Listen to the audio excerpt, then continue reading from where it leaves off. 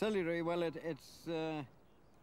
it's really a grass stock rearing farm, and it is a good grass farm, but it's not, doesn't lend itself very easily to arable crops, but we try to grow sufficient for our own use.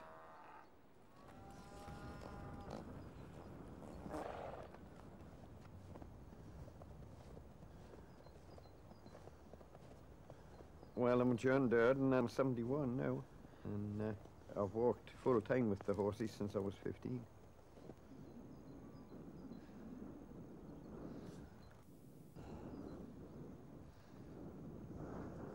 Sillywrea, it means quiet corner, and it's 200 acres.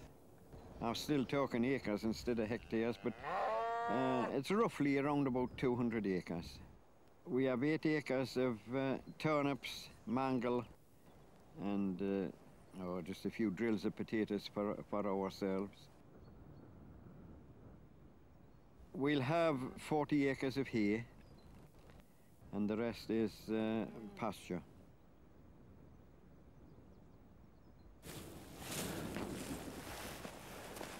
Myself, I don't like outlying cattle, but a nice dry frosty morning like this, quite honestly, they're taking no harm out. It's when it comes clashy, windy, wet weather that they take the harm.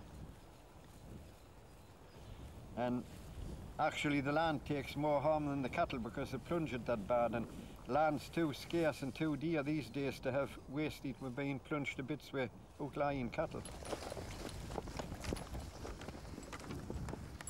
I'm delighted that David's taken to the horses, and apart from taking to the horses, I mean, he can handle them, he can manage them. Oh, he started to court Frances' daughter, that's how we came to be here. Him and Frances have been married 12 years now. I came up to some relatives who lived in Langley and used to go to the chapel with them, and that's how I met Frances. And shortly after I came up here, so that's how it all started. And then with being in a farming background, as I was courting Frances, it was a case of I was coming to help with the hay and whatever else as well. And it's just progressed from there. Frances is heavily involved with the day-to-day running of the farm, feeding sheep and looking sheep, things like that. And Richard is getting to the age where we can now send him to the top of the field, the lambing field, if we think there's a yow on lambing. And he'll look and see. He's not quite at the stage where he can bring her in yet, but he can come back and tell us. It saves us a journey to the top of the field every time.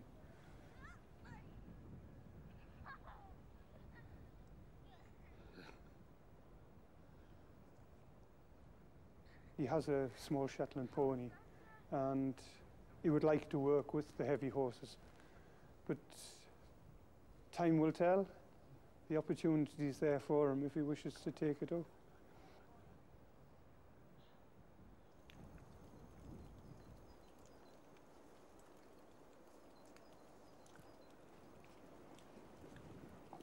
I was always brought up that the fields should be mucked every 3rd year. Well, generally to within an acre or two either way. We muck about 20 acres a year. Norman Barber. Why, he's not really working for us, he just comes to fill his time in. He would work on the farms as a young chap, and then he went onto the wagon driving. And after he retired, I think he found it a hard job filling his time in. And then he just kept coming to fill his time in, and then I had that trouble with angina, and I had a bit of a heart attack, and so he stopped, and he was a grand helped out, and he's just more or less kept coming, well, whenever he felt like it. There's 2 load out of the buyers every day. Generally put them 5 yards either way. 5 yards between the rows and 5 yards between each heap. And I don't know what other people used to do. There's nobody who'll spread by hand now, but I used to reckon 40 heaps an hour. And I could almost set a watch by it. I used to many times have them mucked up before breakfast when I was on myself. Get up at 4:30 in the morning and I had them all mucked out before 8 o'clock. No wonder I took a heart attack. Jock, he's 13 years old. I bought him for £170 privately. He's a little bit undersized, but he's big enough for farm work. Jock's the one with the white splash up the hip. And oh, he's a nice stamp of a little horse. The next one is Dick. He's 8 years old now. Time flies. Come on, Davy. And then Davy, he's a full brother to Dick. He's 7-year-old. He was 325 actually, but there was some harness and an old cart thrown in for luck. And then Sandy, he was bought at Wigton. And because if you're walking them in winter time, of course, they have to stop in at nights. You can't turn them out because they're sweating. Now, Davy's my favourite, partially because of his name, but he's the one that I've done the most with, and he can be a bit temporary. But no, I like Davy. He gets on with the work, but also when and if you need him to stop in a hurry, he does. Of course, we don't show our horses now. They've never been shod for about 30 years.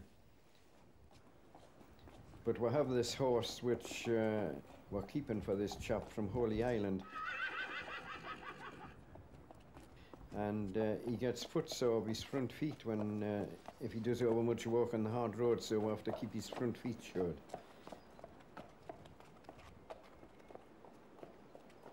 Simon Heslop, he's a young chap. He served his time with Beatties of Hexham.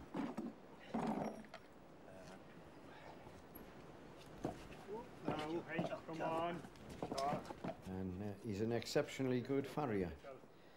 And rather than take a shop, a blacksmith shop, he just has a van and he goes around. He gets a tremendous lot of trade, more than he can really deal with. Work horses on this farm are more easier to manage and a lot easier to work with. They're not pets, they're big, strong animals, so sometimes you can have a bit of fun with them. But hard work, you know, work keeps them quiet. You know, it all depends on the chap or the person that's holding it. He just, you know, make sure I'm safe and can't get hurt. You know, you put your risk in him type thing. They're a lot harder to do than, say, pony or hunter or something like this. Basically, it's the same. You've got to keep the feet nice and level and square. Well, because our horses don't do a lot of road work, the hoof is growing enough to protect it all the time.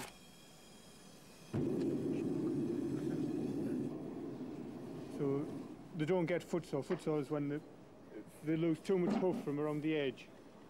The stones and everything start touching the inside of the hoof and it makes them sore. Whereas with them being on soft ground most of the time, they have plenty of hoof to protect the foot.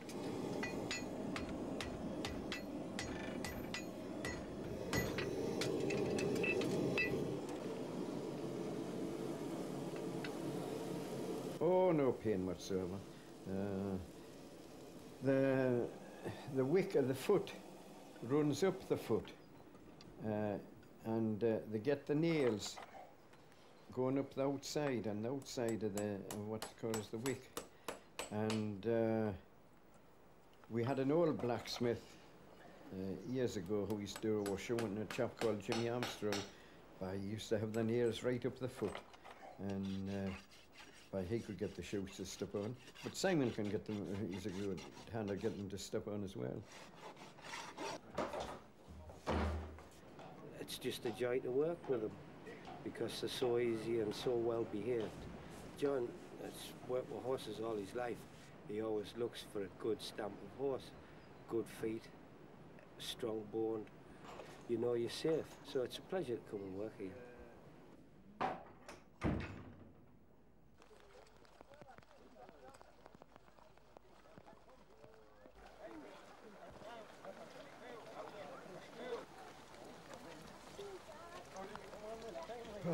Sure, one of the wettest days ever I've been noticing.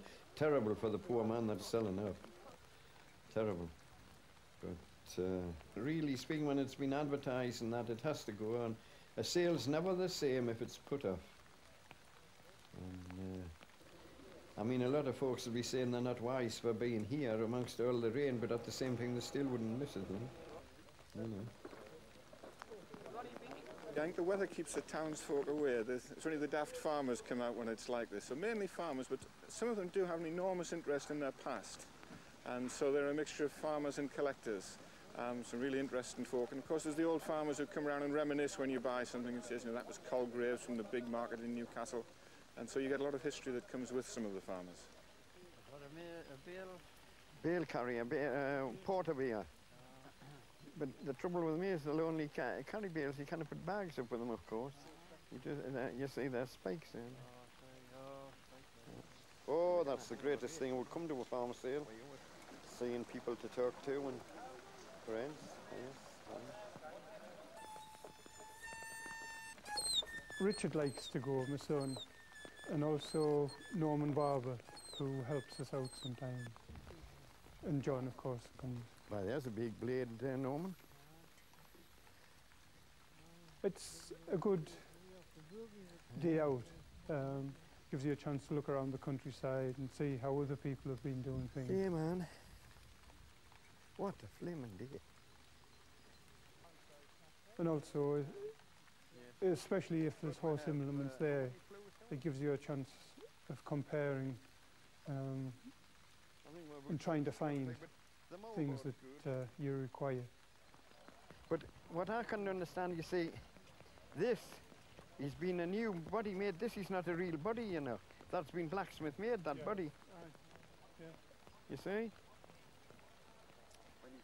No, the moldboard was the best part about it. You never know what there'll be in the machinery line.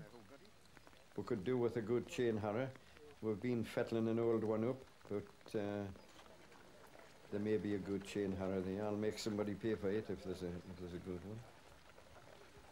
And I see there's a plough advertised, but we have plenty of ploughs really. But I wouldn't see it given away, you know. £30, 13 bit, 13 pound, 13 bit, 30 pound, 30 pound, 13 bit, 30 pound, 13 bit, 45 bit, 5 bit, lose it, then 45, 5 bit, 5 bit, 5 bit, 5 bit, 5 bit, 5 bit, 70 bit, 70 pound, 70 bit, 5. We have plenty of machinery for our job, but we never have to miss a chance, you see, when this old machinery for the horses. And we're just here to pick up anything that we think will be of use to us, either now or in the future. Well, the collectors make it harder, because some of these collectors seem to have more money than me. You just bid to what it's worth and stick there. And so I was very pleased to get what I got, which was a Ransom's horse plough. So that'll keep us going, actually using it for another 4 or 5 years at least anyway. 5 bit, 5 bit, 5 pound, 5 bit, 5. 5 pound, 5 bit, 6. 6 pound, 7, 8. £8. I greatly admire the way John is going, but we all have the same problems now with spare bits for ploughs, and so I'll have to keep an eye open and find a cheaper one for John somewhere else, perhaps. 17 pound, 17 bit, 17, don't Sillywrea, 17. That what, John? All the harness together. The whole lot together then. There's some harness, but most likely it'll not be worth buying. There's such a lot of the harness, you know, when you get a hold of it, the stitching's rotten. By Jove, go to these saddlers and it's about a pound a stitch, I think. 4 bit, 4 bit, 4 bit, 5. 4 bit, 4 bit, 4 bit, 4 pound bit, 4 bit, 4 black. 4 now the horse. Pound. Where's Judith gone? There was one or two things I just put up to a price and Because as I say, we are never really tied because we have plenty at home and we just bid them up to what we think they're worth. It's a terrible day for the man who's selling up.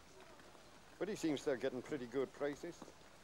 We've got a few things that'll be very useful. Yes. And I've got some Harris today, which I'm very pleased with. They were fairly cheap. They were 85, aren't they? They're 400 new. I'm not cold, I'm wet. But it's been a terrible day.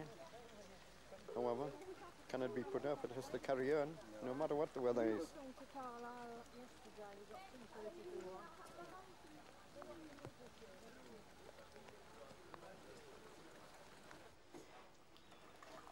What a day for a seal. What is it doing now? Cold water. Get away. Has been all afternoon. I bought some little things off the trailer, augers and such like. But anything I wanted, as soon as I start to bid, it's what somebody else wants them. Aye. And then what was the next thing? Oh, I got a little weighing machine. And £5 wages for it, and it seems pretty accurate. And then there was a chain harrod. I was determined I'll make somebody pay for it. How much did you pay for that? 85. I was going to put it to 100 and then give over. And then there was some zigzag Harris, corn Harris. I didn't want them, so I gave them a pound bid and got them. And I mean, they're good Harris. They're not like as if they were rubbish. So they were really for nothing, like. But there was a potato digger I've been thinking on since it just made £5. Well, I mean, if it was to buy new, it would be hundreds. It was very cheap, but there again, anything you don't want's never cheap. Oh, and we've got some harness. Surprise. It's surprisingly, you know, rubbish harness it got a bid. I'm sure. I used to sit out of the stable till yonder and cleaning harness and that. But I'm afraid the harness that we're using every day now doesn't get much clean. It should get more oil, like. I was going to say, you want to get on. Oh, aye. But there's only 24 hours of a day, like.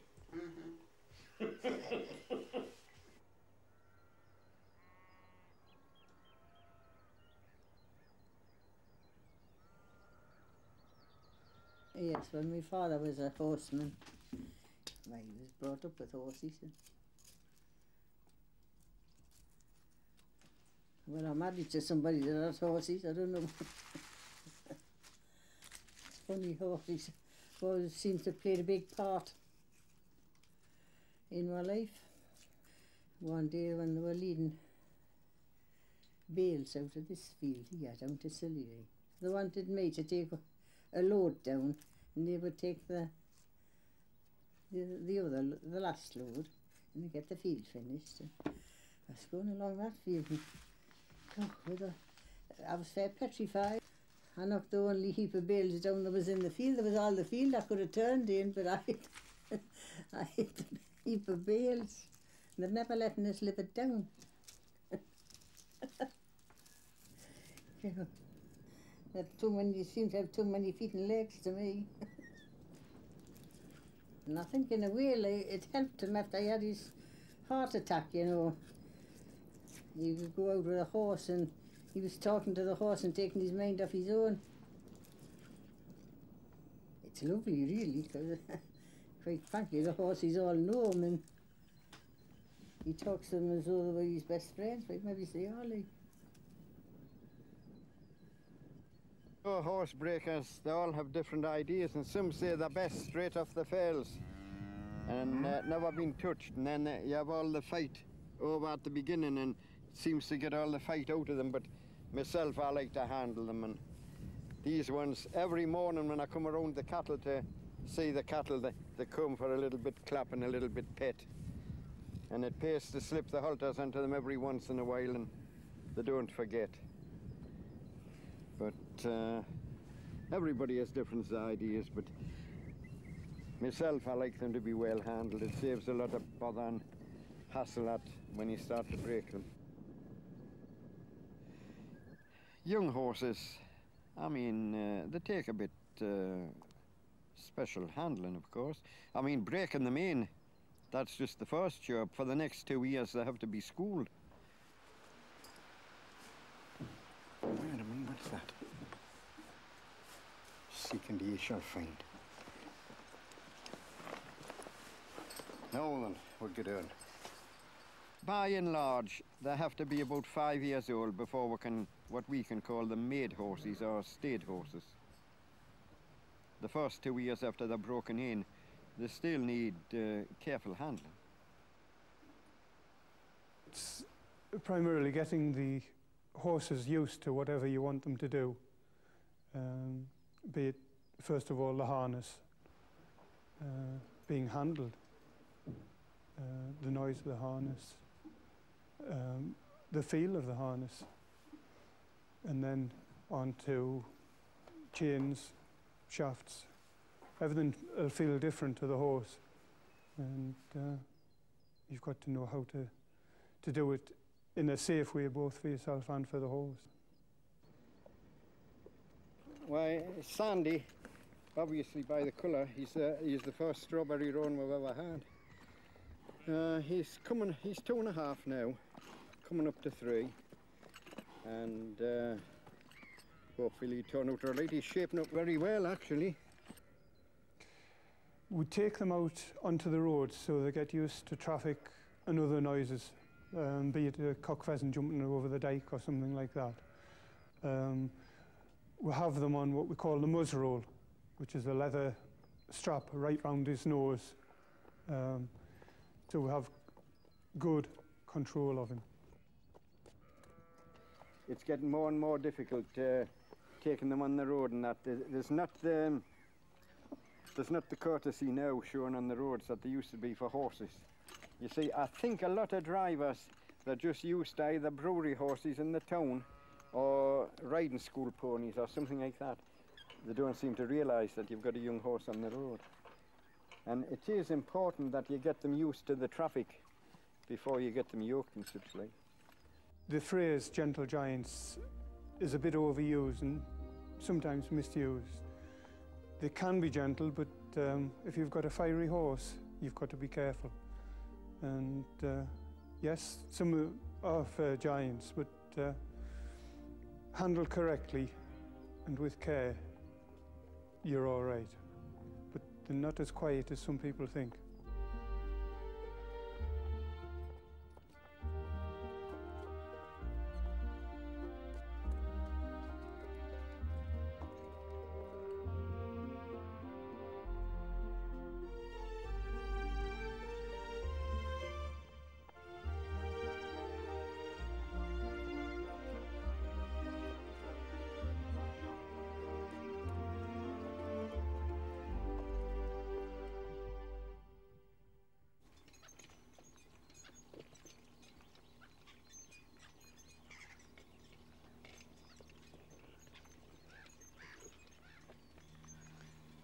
A lot of people feel that ploughing is the primary job for the horses, but here they have to do everything. I enjoy ploughing. It's very pleasant. You hear nature around you, and you can see what you've done in the day, especially if you've got a nice true furrow and a nice finish at the end of the day. Davy is pulling keen. He's pulling harder than Dick. And when he's doing that, you move your buck across towards the keen horse. And that evens the plough out. If I didn't, the plough would ride up onto the unploughed land and you would be left with a strip unploughed.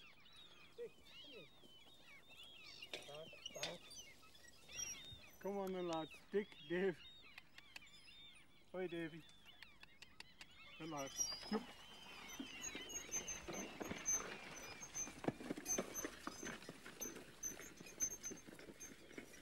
I learned to plough by watching John. If the plough wasn't going quite right, I would say sort of whatever it was to John. It wasn't turning the furrow over correctly or something. And he would come and put the plough right. and just by watching him and learning through experience, it's the primary ways I've learned how to plough. You need a fairly true eye.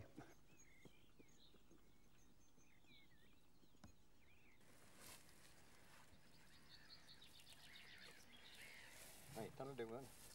I'll have to go back and measure the next one. Oh, aye, the horses have never stopped. Even before I left school, I couldn't get left school quick enough to walk with the horses. It's just something that's been bred in us, I think. Just the way I'm made. And I've always, well, it's been my life to walk with the horses. Obviously, we have to make our bread and butter with the sheep and the cattle. But walking with the horses has always been my favourite job on the farm. At one time it was a nice living, 200 acres. But unfortunately, farms are having to get bigger and bigger. This is one of the reasons why we keep the horses. I don't think they're any cheaper to run, if you can call horses running costs. I don't think the running costs will be any cheaper than the tractor, but capital-wise, they're much cheaper.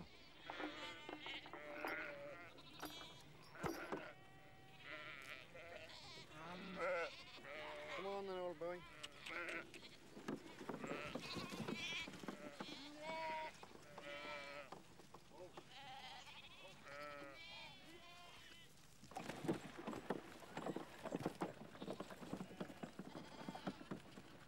There's not the men that or women that work on the farms now, so machines have had to take over. But machines are good, and especially the modern tractor machines. A lot of folks think that I wouldn't look at a tractor. That's silly, that. I mean, the tractor machines are very good, and they're getting better all the time. But it's what the farm can maintain. I mean, on 200 acres of our type of land, there's a lot of machines would just, they wouldn't be feasible. And this is causing a lot of bother now on farms. They're over-capitalised, if that's the right way to put it.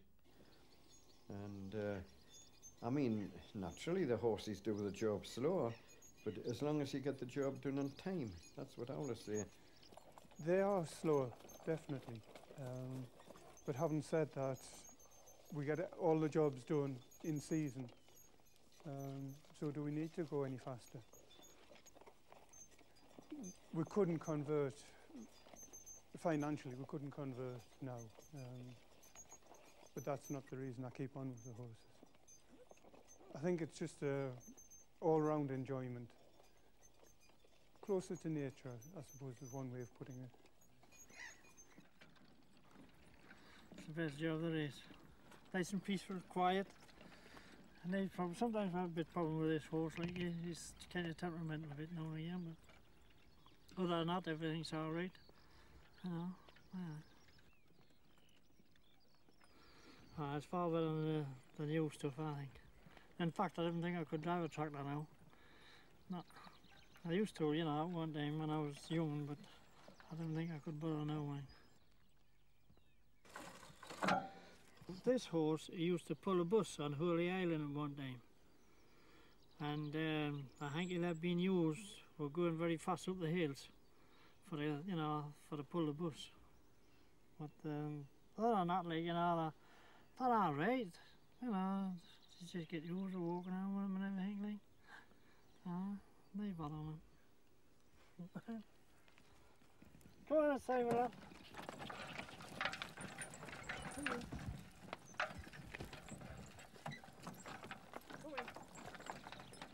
Norman is spreading or sowing fertiliser. We have two fertiliser drills. Some call them fertiliser barrows, but we always call them drills. One is for powdered stuff. It's an old slag drill, and the one that Norman's using is better for granulated manure. And I got it was only £11, and it's a grand machine. It sows very evenly.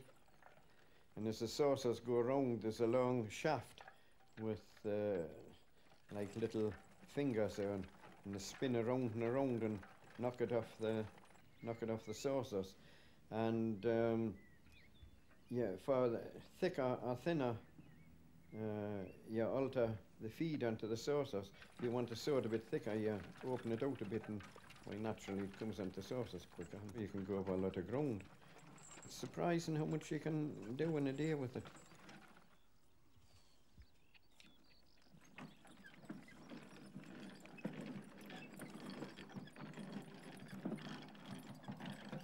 Never, as long as I can remember, have we ever walked on the Sundays apart from the necessary. But I must admit, this last 4 or 5 years, we have walked amongst the hay or the harvest on a Sunday. My theory is you'd better be walking amongst it than sitting wishing that you were. It's never been any problem to me, spreading muck. There seems to be a stigma to manual walk these days, but I've always got a lot of pleasure out of doing manual walk. Means 6 days shelter labour. But as I say, I can see no harm doing necessary work on a Sunday at all. Near enough. I cannot help thinking there's a lot of unnecessary work done on a Sunday. In fact, I sometimes do unnecessary work myself. Inside where nobody sees. So I think that's as big a sin as working outside.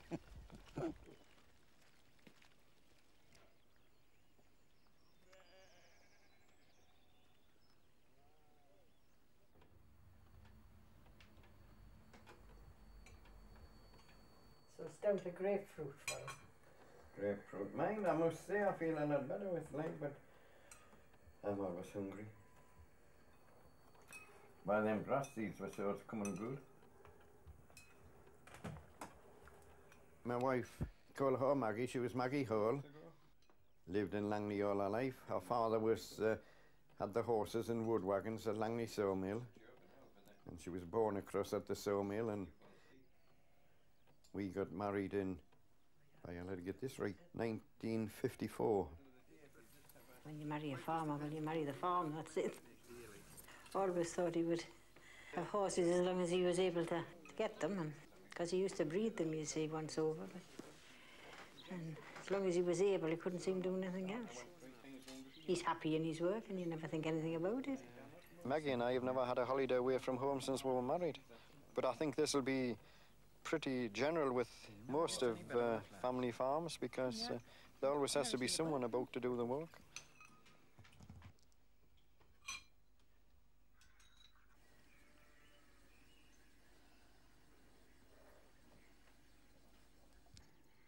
I've broken quite a few horses in now, and I think there was only one that never had a fight. And the great thing is to get the fight out on them when you're breaking them in, not after you've got them yoked. Why, Sandy, he's 2.5 now, coming up to 3. He's full of spirit and he's full of life, but that's nothing. He hasn't shown any bad yet. Hopefully he'll turn out all right. He's shaping up, whoa, he's shaping up very well, actually. Whoa, man, you're all right. He must think you have something for him in that camera, I think. Whoa, stand still. Stand still now. Launching is really 2 things. One is to get them obedient. You trot them around and they have to stop when you tell them to stop. And it all gradually comes to them. The other thing is you can always tire them out. It's a long way, if a horse is getting a bit above itself, it's a long way easier tiring them out, letting them trot around and around and around, and you just stand in the middle. And also it's good for getting them used to the cart harness and such like, and trot them around about where they get used to the jingle and the noise. Stop it now. They're really creatures of habit, and as long as they get away doing a job right, they'll be like that all their lives. But if they do a job wrong, well, you can be absolutely certain it'll go out the next day and make the same mistake unless you're there to correct it. Oh. What? I was waving the cap for two reasons. One was to hurry him on a little bit, and the other was to get him learned to anything blown up in the air or anything. Any funny thing or anything out the ordinary, try and do to get them used to it. Well, this is what we call the braking harness. We always call this the muzzroll, but I believe its real name's the caverston. You'll see it has metal around, and it's before they get a mouth onto them. The metal comes down the side of the face and you have more overhands over them. You can pull them around with it. And this is the bit, and it has keys on, you see, which go into the mouth, and they tickle him and tickle his tongue and that and make him work it. I don't know how to explain putting a mouth onto them. The greatest thing about a horse is getting a good mouth. That's a tender mouth. And it sounds a little bit Irish, but the secret is to get the mouth hardened up and still keep it tender. Never bleed the mouth, because it's just like a blush on your hand every time it heals up. Well, it heals up thicker and tougher. And if you skin the mouth when you're breaking them in, well, they'll have a tough mouth and you haven't the overhands over them. The secret is to get them used to the bit and have a tender, free working mouth on them. He was full of fight, but that's the way they should be. Get all the fight out on them at the start. Now he's taking the lunge and he's ready for going on farther now.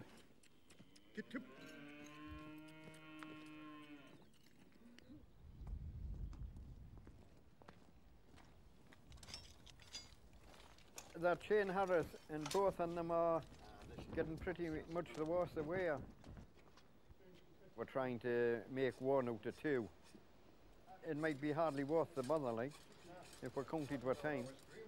So we're trying to mend this one with this one. And it may last, it's a pretty hopeless task, but it may last another year or two until we find another chain harrow. The chain harrow, well, it's for several jobs. On the pastures, it pulls any moss out that's collected, or if there's been any cattle lying out for the winter, well, it levels everything out.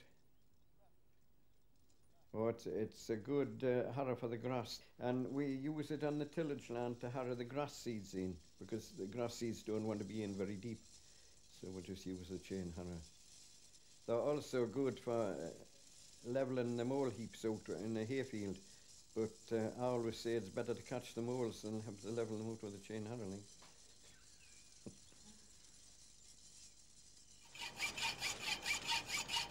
It's pretty hard stuff for the hacksaw. We're going to go through a few hacksaw blades, I can see that. David has a grinder which would have cut this through in half the time, but being as we're inside in the hay shed, well, we daren't use the grinder. We don't want to set the place up in flames. Personally, I enjoy working on machines and trying to get them going again. Ones we've got from somewhere and are all rusted up, setting them away and making them functional again.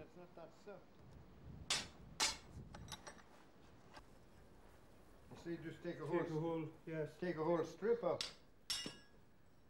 Oh, look at that place in the middle. See, these patching jobs, they never end up as easy as you think they will. They always turn into a bigger job than you expect. That's it, that's a good position. Look, where would you be looking forward or?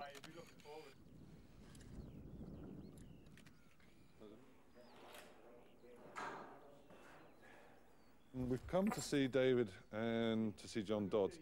One, to get the sort of reference pictures of using the equipment, the horse-drawn mower, the Tedder Turner machine, the rake and the bogey, to do a series of hay mowing scenes, hay collecting scenes, but we will come back, and this is like a 2-year program for us, and we'll gradually build up the reference pictures and the information about what is going on, the type of equipment.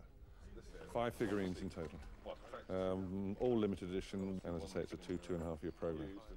It's making sure we have all the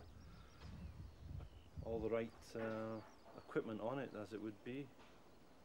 There's so slight variations of them as they were made, so we have to make sure in the time that we're making them that they are what they should be. Yeah. Interesting.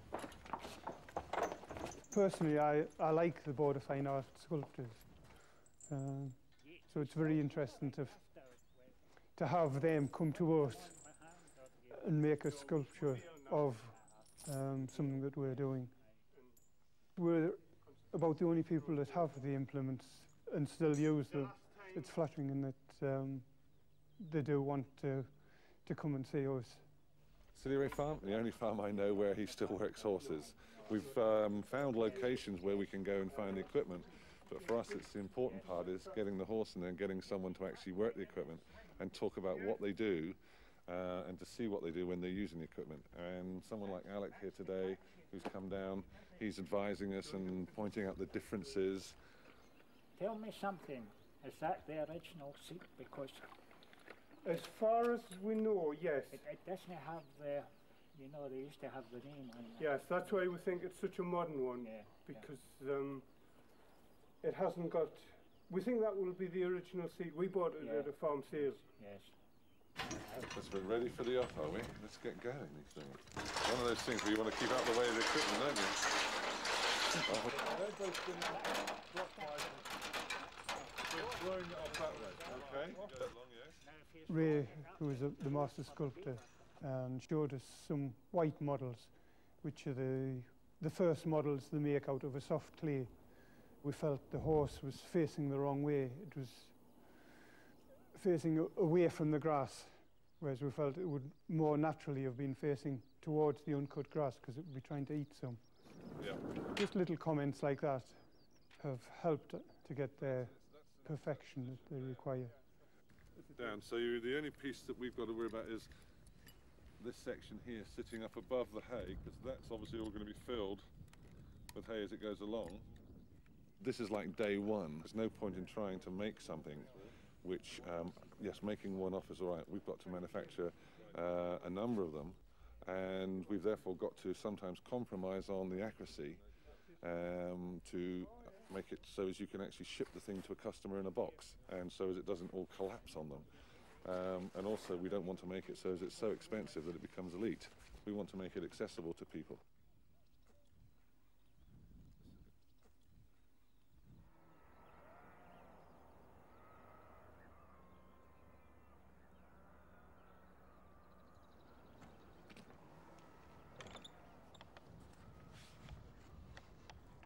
This is spring barley, and the reason for the coloration is to show that it's been dressed against certain diseases.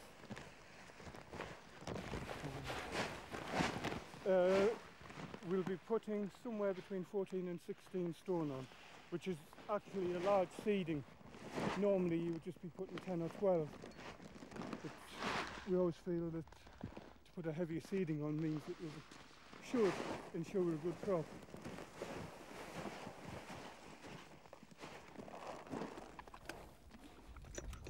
The old chaps used to pick a handful of soil up and nip it in the hand, and if it stuck together in a ball it wasn't fit to sew, but if it fell apart it was. I don't think it would fall apart today, but the thing is the forecast's not good, and the time of year's getting on. We haven't got it sown quite as early as we would like, because we have to wait till the sheep eating the turnips off. So we haven't time to wait. We want to sow the corn, and then we'll go over it once with the harrows after it is sown. So and you sow about 5 yards a time out, so that's roughly about 6 times around. That you'll be sown crossover. Yes. Aye. That's roughly about 6 times around to a bag. That's right. So you'll see whether you had to put it thicker or thinner. Right, we'll get on. Go on the dig back again.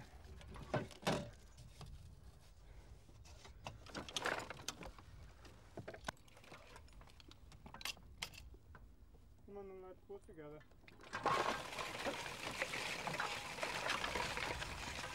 I'm not sure what distance you'll cover behind the corn drill, but behind the plough I reckon between 10 and 12 miles to the acre.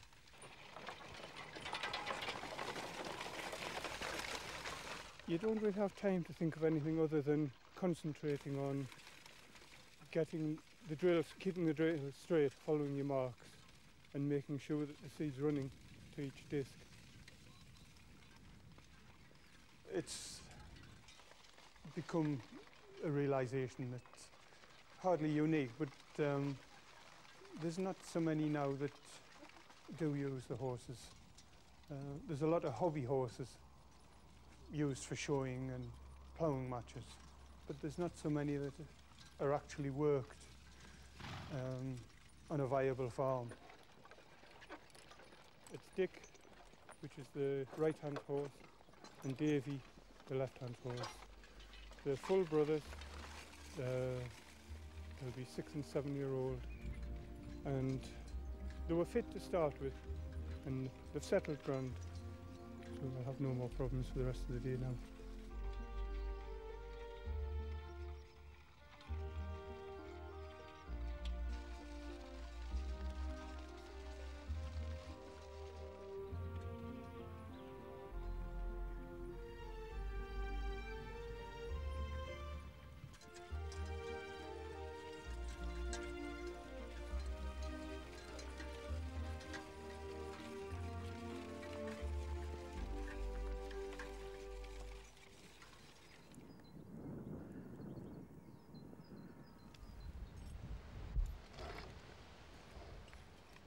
Whoa.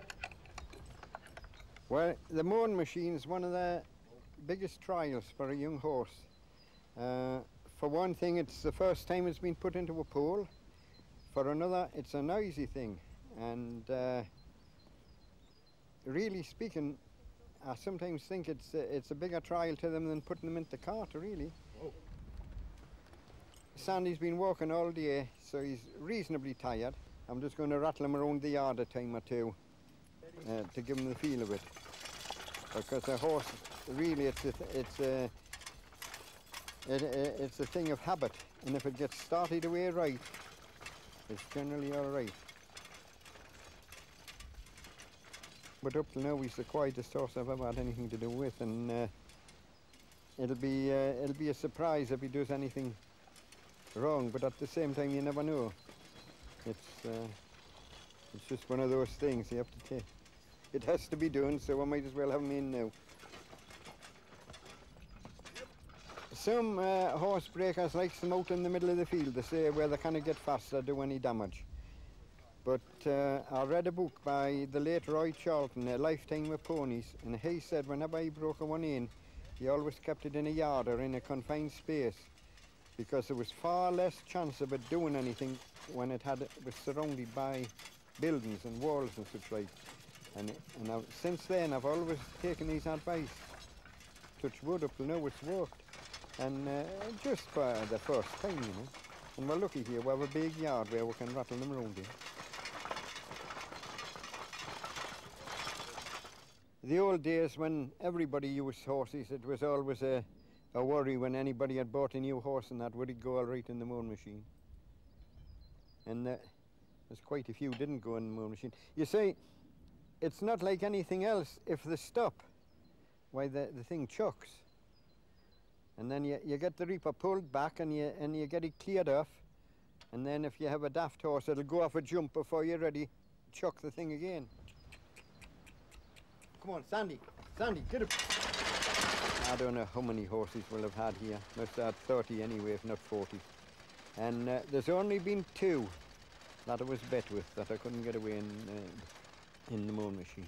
I've seen them, I put one in one night, it was like a rodeo. It was walking with its hind legs and buck jumping and all things. And yet when it settled down, it made a grand horse. Once it settled down. Of course, Sandy has to cut in the field yet, but when he's gone off the first time like that and got the feel of the reaper, I'll be very disappointed if he's any more bother. He's a marvellous young horse altogether. He just has the cart and the roller now. He would be a little bit nervous, you know. But in a fresh job, I noticed once when the pole touched, the first time the pole touched his leg, he gave a little bit jump and switched his tail, but I mean, that's nothing. When we're ready to start and cut grass with him, we'll do a little bit job on the tillage, and then we'll come and we'll give him a few times around here again, and then straight away to the field, start to cut. Hopefully.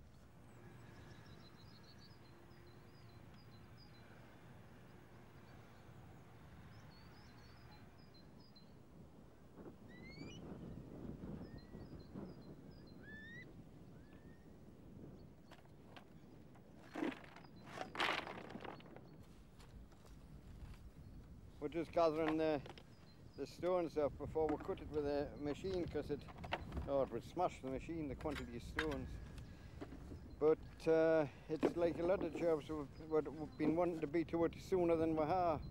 We should have been here about 3 weeks ago before the grass got so long. It's 2 years ago since we sowed it with grass seeds, and we got it rotavated. And by the rotavator, I just now bring the stones out. We did hope that these small stones would have rolled in with the roller, but they haven't done. So unfortunately, there's no other way we'd pick them. It's a horrible job, but there'll be a lot of satisfaction once it's finished. But it's surprising the chaps that I do meet and people that do come.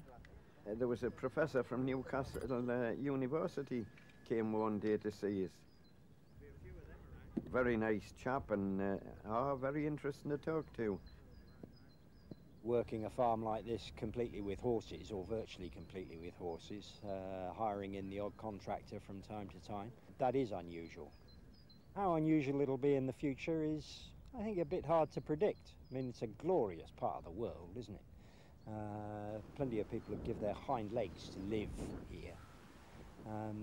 But most of us have rather higher aspirations of what we want to do with our life. We want to drive newer cars and have the new televisions and all the new gear in the houses and take holidays from time to time. I was asking John when the last time he had a holiday was, and when do you think it was? When he got married. He's had the odd day off the farm since then, but otherwise he's never been away on holiday. Well, I'm afraid there are not too many people around now who enjoy their work and enjoy their life as much as he obviously does, to be willing to put up with that. How much hay do you make?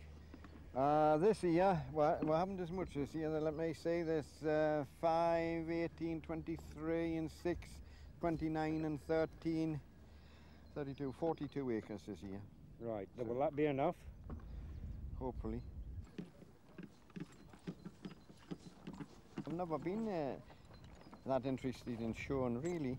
There's a lot of different things for the Clydesdale horses. There's the breeding. Yes. And there's the showing. Yeah. And but I've always been content just to work at home with them. Just to work them. You never got into the breeding of them? We used to breed them. My father used to breed them. He used to have 1 and 2 foals every year. Right. But I found I could buy them cheaper. Right. Oh, no. Oh, yeah. They're in the fortunate position that the farm is their own to do with virtually as they please. They don't have the overhead of a mortgage sitting on top of them because they choose to farm the way they do. They don't have a massive investment in machinery and equipment. They're getting it at relatively cheap prices from farm sales. They don't have to worry about investing in new equipment and new tractors and so forth. And their labour is their own, so that they get out of it what they put into it, and it's damned hard work. But so long as you enjoy the work, and they obviously do, you can still just about make a living. But a lot of the implements we use are sort of 60 and 70 years old, and you just cannot buy replacements. You've got to go to farm sales and hope you can pick them up there. About 15 bid, 15 pound, 15 bid, 15 pound, 15, Smith 1. Ah, well, it was advertised in the papers to have a lot of old machinery there. And bygones, that's the way they word it. Bygones. We never have to miss a chance, and sometimes you can pick an old machine up for very little money that has some good spare parts on it. Well, you know, that's properly seized up as well. I mean, but we've got a good tatty digger now. Yeah. And it's, but them cogs are good. Yeah, yes, I think we're right. Oh, wait, smashed through. Look in here. You wouldn't dare use it. Why now? I understand the old chap had been a bit of an inventor, and he'd got these old machines collected together, and he'd invented one or two bits of things, I think. As far as I know. He's been trying to dig a drain with that, has he not? Fiver again. Yes. Fiver bid, £5, at 5, 5 bid, at 5, at 5 bid, £5, holding it 8, 10, 12, 15, 18, 18 bid, 18, John Dodd, 18. We tried to set a figure in our minds before we actually start bidding. Because of other trades, we're having to pay more and more for the things we require. Quite honestly, as far as we were concerned, it was just a lot of rubbish. But obviously, there'd been some of the stuff had been worth money to some with the prices it was making. Lot 453, the Oliver tractor we're selling. And some of the old tractors, well, I believe one of them made more money than what he paid for it when it was new. At 2,800. At 2,800 we're all finished, and at 2,008. Hindmarsh 2,800. As far as we were concerned, there was nothing. That was just, I mean, any horse machinery, well, it was past it. There was a cattle crush. It looked in terrible condition, but after I got a look at it, I thought, well, it was better than it looked. And I got it for £10. That would fettle up without too much bother. Yeah, it had some more fresh wood on. Aye, well, fresh wood on. And plenty of rust. Rust wood.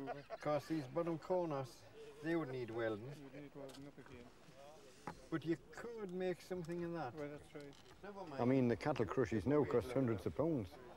Do you know what it'll cost to put that one right, like? But never mind, £10, it's kind of break the bank, you would think. Oh, well, it's a great shame when things have to come to this pass, because it'll have been a nice little farm at one time. Well, not so little, I believe it's been about 200 acres, that's as big as ours. But, I mean, you shouldn't criticise. The old chap is dead now, and no doubt the work's got on top of him and such like, and it's gone back. I have to be very careful I don't get into the same rut myself. I mean, people keep these old machines and that, and, well, I mean, the rust just gets the better of them. Oh, they were definitely a bargain. Rope's very expensive. They'll be used for years. You think you bought them cheap till you come to get them home. You see, we haven't got a wagon. Well, we should have a trailer for putting either on the back of the car or on the back of David's pickup, because it sometimes costs more, if you're not careful, sometimes costs more to get them home than what it costs to buy the things.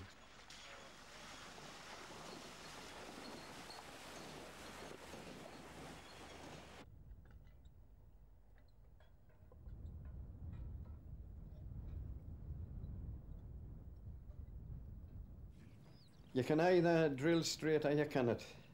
And I've always been able to keep, well, maybe not straight, but I've always been able to keep reasonably straight. And there's a marker on the side of the plough which you turn over at each end. But it's no use following the mark, because it'll always have a little bit waver.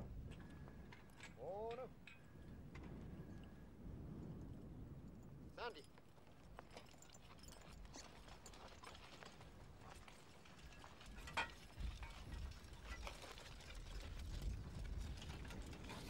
You never look back. Always look through between the horses' heads.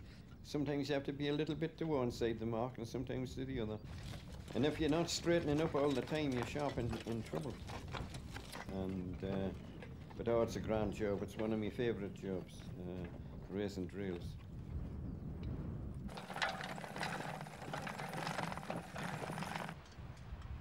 Norman's been sowing the fertiliser, and David's scrubbing. Some call it clod crushing, we always call it scrubbing, but it doesn't matter. It's breaking any clods down that there are. It's been stirred, that's ploughed the second time, and I think this will be the third time it's been scrubbed.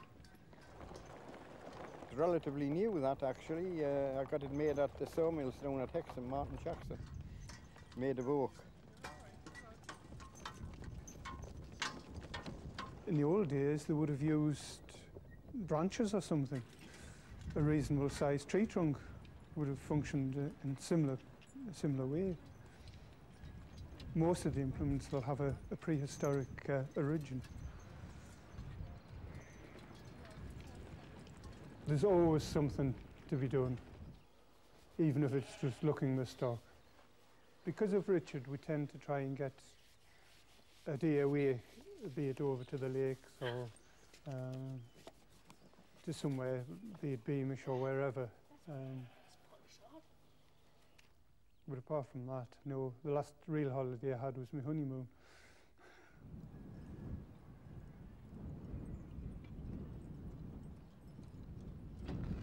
Sandy man.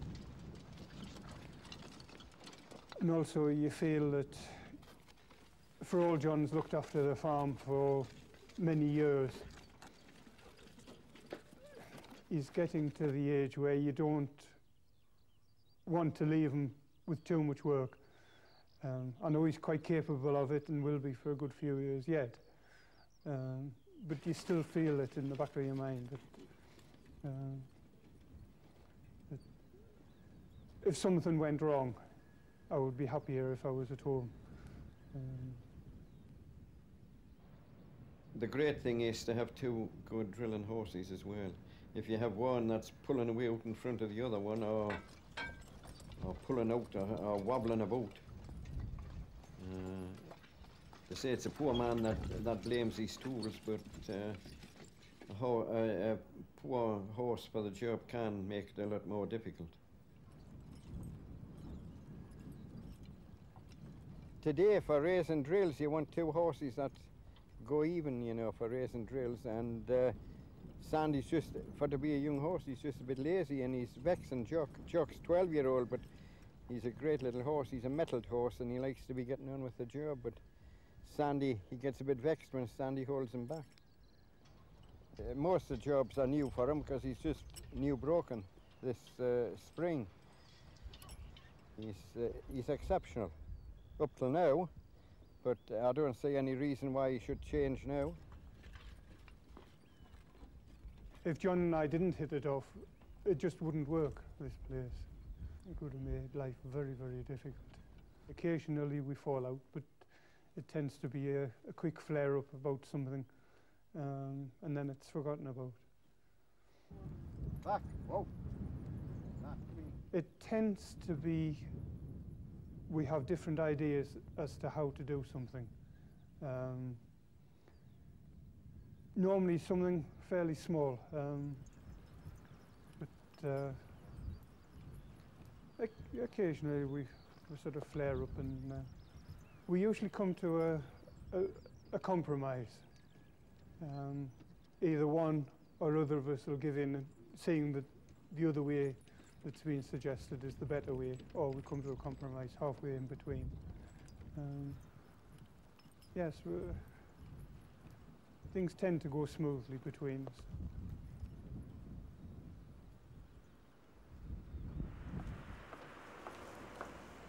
Our everyday harness, I'm afraid we just kind of patch it up ourselves. Saddling's very dear now. It really is. A good colour can be anything up to £200. Jobsons of Annick are the high-class saddlers, but oh dear me, things can be there for years before they get around to doing them. They have that much work on it. I'll wait and see. They won't countenance patching. It has to be a good job right from the bottom. And so whenever I have anything that I want made a really good job of, it goes to Jobson's. This in here, of course, it's grand. It just wants covering and a bit fresh put on the bottom here, a bit fresh leather put around the bottom. Cloth on it. Yeah, just recovered. Sort that out for you as well, but plenty of... Grand. I see somebody else has a colour in there for you now. We're talking about a week's work, 40 hours for that one. By the time you stretch your other shape it, soak it, and stitch it on inside out and pull it round. Aye, it's a big job, but never mind. Anybody can kind of patch harness, but colours is a job of its own. Well, I learned off a master saddler who unfortunately retired now, and he was a very good saddler. He'd show you step by step how to do it properly. If he didn't do it properly, he would make you take it out again and start again. But there's only the proper way to do it. I mean, a lot of these colours of mine, they've been patched and patched and patched, you know. I noticed that one with that one.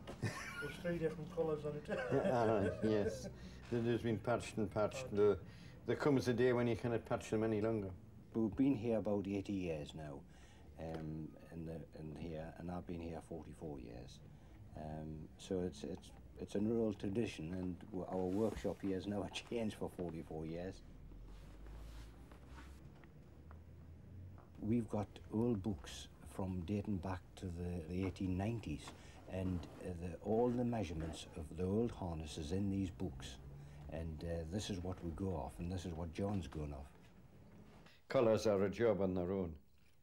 I mean, you must have a colour right, unless it skins the horse's shoulders, and it's a very skilled job, colour making. Making a collar nowadays, make it properly in the top quality leather, it can last 50 to 60 years.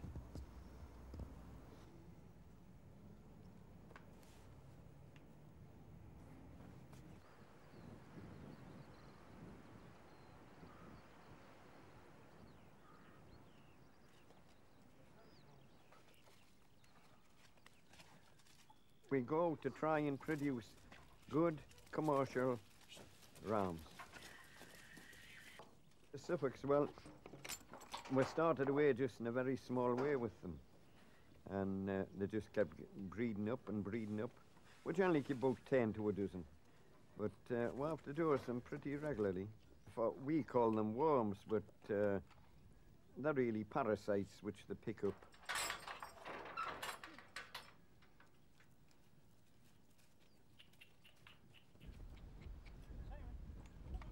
Norman's been sowing soft turnips for the sheep. It's getting late enough, but it's still all right for soft turnips. If you put the soft turnips in too soon, well, they get mildew and go rotten and such like. But we are a bit late because this year has been a very wet. We lost a full 3 weeks with the rain in June. And this land was just like porridge then.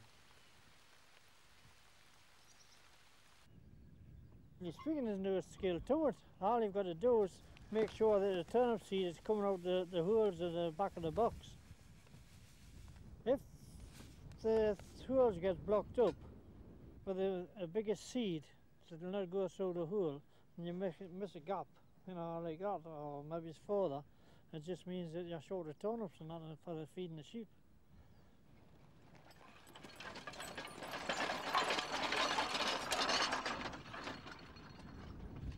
It's quite easy. No, you know, you've got the handles for the guide yourself a little bit. The biggest problem is keeping the horse in the drills. Sometimes he takes a wander now and again because he hasn't been used to the job before. Really enjoy it. I've always enjoyed the horses ever since I could run after them.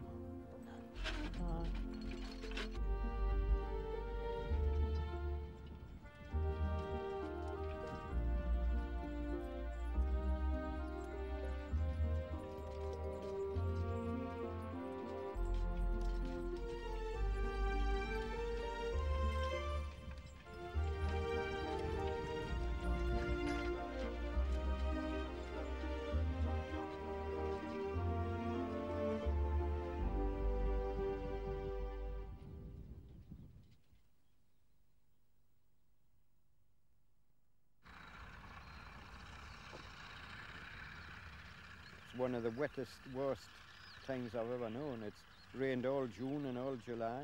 I don't think I've ever been as late. Well, we haven't ever been as late at cutting grass as this year. And it's beginning to get dead in the bottom, and the rain and the wind's flattened it down. It's just a one-way cut. Hay is the main thing. But, oh, we're getting wandered away through slowly, but it's a good job we have beef cattle and not dairy cows. I doubt there wouldn't have been much milk in the hay this year. Not ours anyway, there wouldn't have been.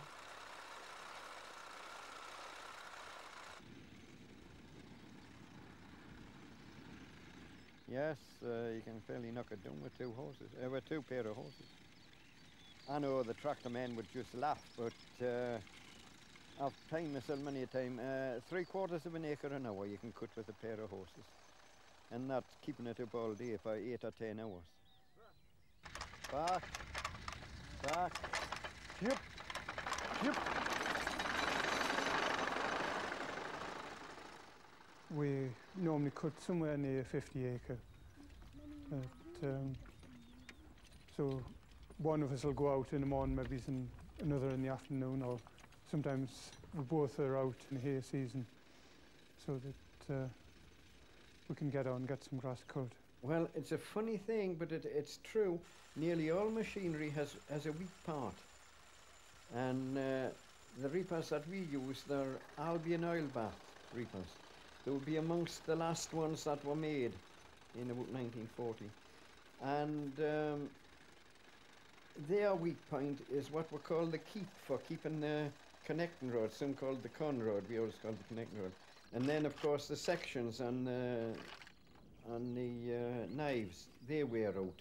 And once they get to a point, they should be knocked off and fresh ones put on. I've been 15 times, I think, across this field today, and because it's bad cutting, I'm changing the knife now. Sometimes you can go 15, 20 times around the whole field and the knife will still be sharp. It just varies with the grass and other conditions. The grass is very laid and rotten in the bottom with it being such a wet summer. So everything you can imagine is slowing us down. Right, I think I'm ready to go again. Got this other knife out the way. Come in here. Come in. Ready. Come in. Oh, well, it won't do the machine any good because it's going to be more drag. Of course, when we're cutting one way and have the knife sharp, it's not too bad. It's surprising the hay hasn't spoiled as much as I expected, the quantity of rain we've had. But of course we make it the old-fashioned way. We cut it and we leave it till we think we're going to get it. It's when you keep turning it and throwing it about that it spoils it. If you can only have patience and leave it alone, it'll stand a lot of weather if you leave the swaths alone. But we've got through really better than I expected, because when I first looked at it I thought it would be terrible, but we've got in the right angle at it. We don't have too many stops. That's one thing against the horses. We can't handle the big bales, and the men that are able to wrap them in with the black polythene, they've scored this time. And of course the silage men as well, the pit silage. But as for hay, it's been utterly hopeless, and we neither have the equipment nor have we the buildings to handle these big bales, unless no doubt they've been a great boon this year, anybody that's been on with them. However, all being well, we just have half a day's work left for tomorrow, and that's the finish.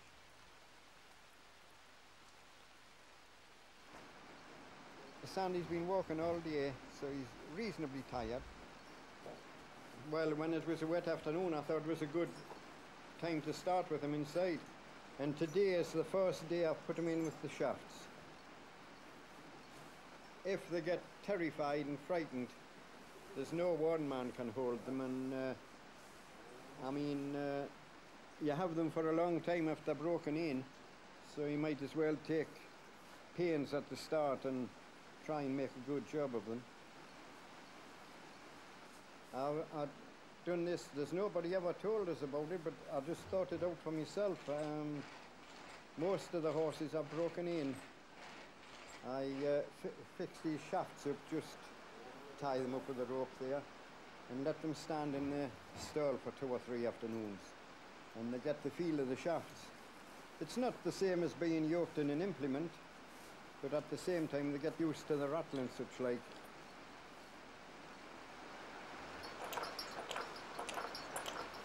Once they've got the feel of the shafts and the rattle, and they don't mind it, right, that's half the battle. Oh, what a grand lad. What a grand lad. What a grand lad. He was a little bit nervous the first time we put the breeching onto him, but nothing. He just tensed himself up. He didn't do anything bad. And now he's as, well, you can see, he's as, for to be the first time to have shafts on and rattled about, he's really marvellous.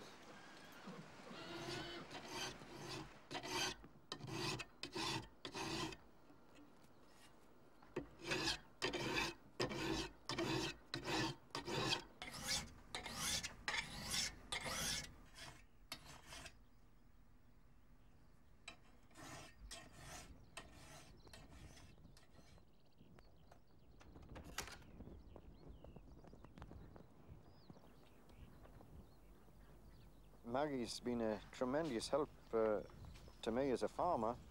She doesn't do such a great lot of work outside now, but she used to at one time.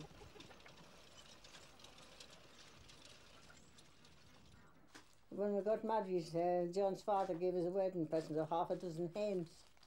That's how it started. Had them ever since. Well, just for family, really. Aye, and then we had a son and a daughter, but unfortunately we lost Edwin when he was 14. He just took ill one Saturday in August. It was cancer. He lived 6 months.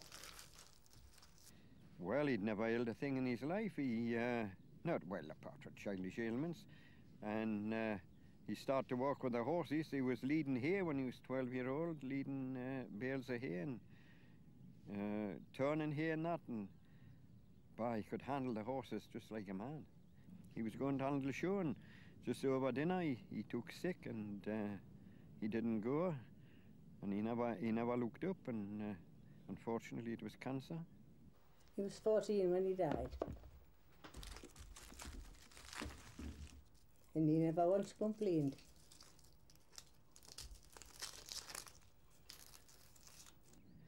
Just part of life we could do nothing about. Just had to get on with life. But no doubt it was a big blow, but Frances stepped in, and oh, she was a great help. She just seemed to take over, and she did what Edwin would have done. Oh, Frances did practically everything. She was marvellous. She went with the horses and sowed turnips, and she used to cut grass. She turned it and raked the bare ground and laid hay with the bogies. And, oh, yes, she did practically everything. In fact, sometimes she helped us to yoke a young horse when I was breaking it in. Oh, she was marvellous. She had all the cattle fed when I came back at night. But of course she has the house at Sillywrea to look after now, and my mother's getting old and taking quite a bit of her time up. General Dog's Body and Gopher. I've got a degree in it.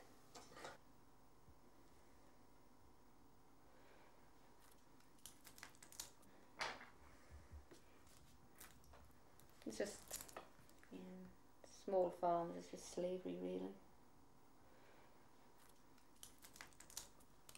Like everything gets bigger. It's for Mama's cousin and her husband, who have their golden wedding tomorrow. They were actually the first couple to get married at Langley Methodist Church as well. Yeah, I've done quite a few all told now. I'll put the ribbon round and then I see where they go from there. This is when you hope you purchased enough ribbon.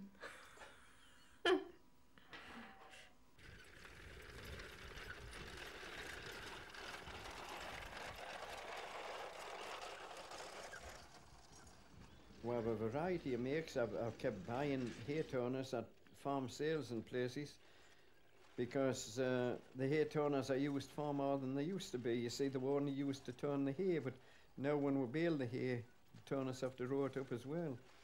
There's 3, Massey Harris, I think, and there's a Scotch one. I've just forgot who made it. It's called a Dicky turner. They're a very bumpy thing there. By Jove, it hits every bump in the field. You cannot miss them. Depending on the weather, it can be a pleasure or a frustration. You can only make hay when the sun's shining. And it's very frustrating to have a field that's nearly ready and it get rained on. But, we always get it in the end and normally get some very good quality hay for the horses.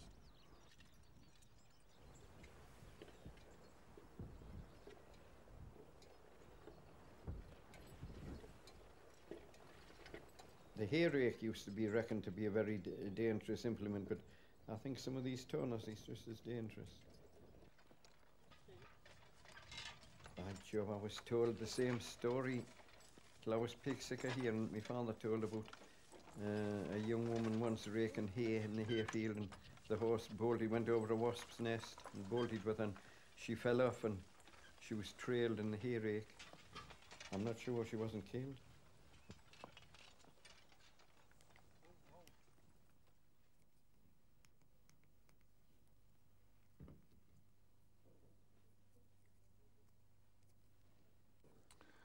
This is a 3-dimensional sketch. It's I call it maquette. It's number 5 in a series that we're doing to do with haymaking, all done with horse work. We've been out and we found a local farmer, John Dodds, who still works with his horses and has been, shall I say, the best source of information we've got, because we can obviously go and see him, we can photograph every detail, and we can see how the whole thing works in the cycle of events, which is important for us because, so this is number 5, the hay mowing, the tumbling tam or the sweep of raking up, the swathe turnover drying out.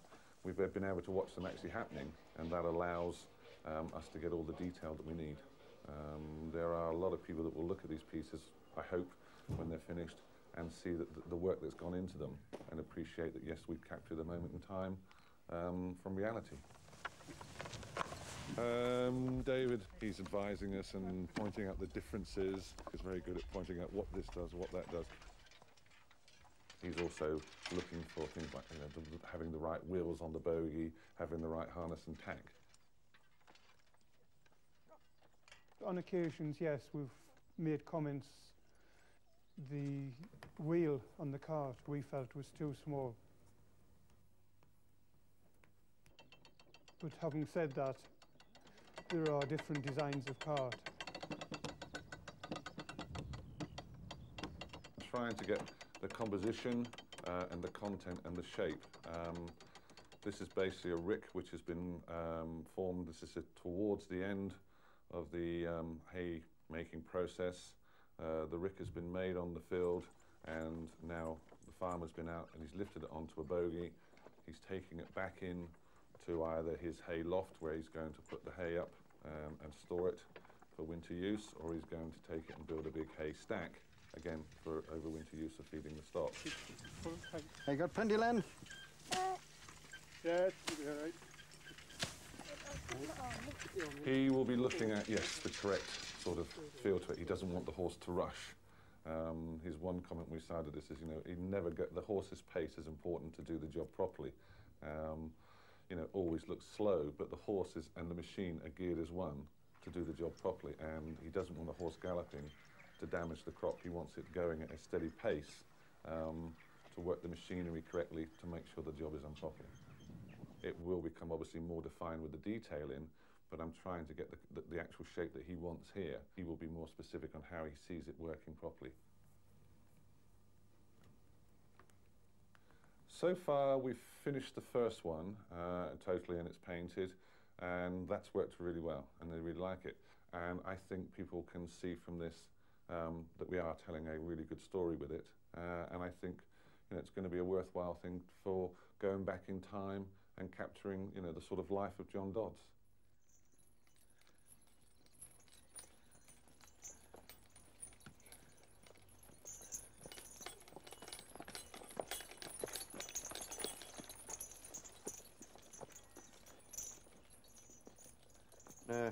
Sandy, I've never known him when his docile and his quiet, really. He's been going well in the mowing machine, and so the last stage he's put him into the shafts. I usually get some help, and there's one on either side of his head and one with the reins. But he's so docile and so quiet, I think David and me will manage for two selves. He's a strong lad, David. Put David on the reins, swanker man, but I cannot see Sandy making any plunge or anything.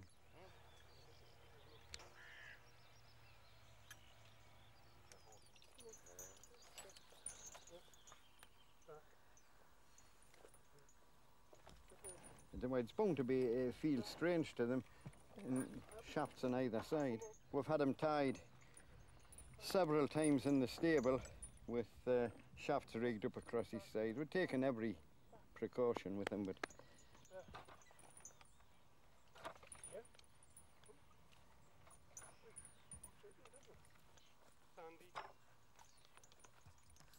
it's not a good time to yoke him really, because the clags and the flies are about. Some horses would have been upset, but he doesn't seem to care about a thing. He's so quiet. Come on, man. Wait a minute, David. He's such a long-legged one, he kind of tripped over the shafts, but that's nothing. Look at his leg going out. Oh, well, if they find themselves enclosed in with the shafts and turn panic-stricken, they can start rearing and bucking and all things, but I never for a minute thought this one would do that. He's such a quiet-natured beast.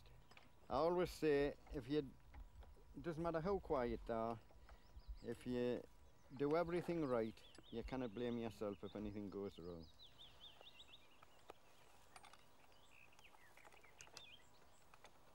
Some would have made when he tripped over the shafts there, some would have sprung forward and made a carry on, but there's no fear of him doing that. He's too lazy for that. I've said before, he's a real old man's horse.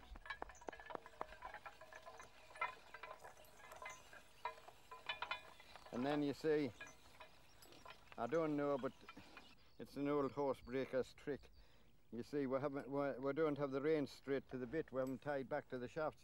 Well, it's going to be a very desperate horse that gets away when he's pulling both David and pulling the roller by the mouth. But you have to be very gentle on the reins when you have them tied that way, because there's a tremendous pressure on the mouth if you pull, and you pull the head right in, you see. The next time he's yoked, we'll take them off. It's rather like putting a dog's front leg through the collar if they're too keen. Some will run on 3 legs and some will just sit and not move.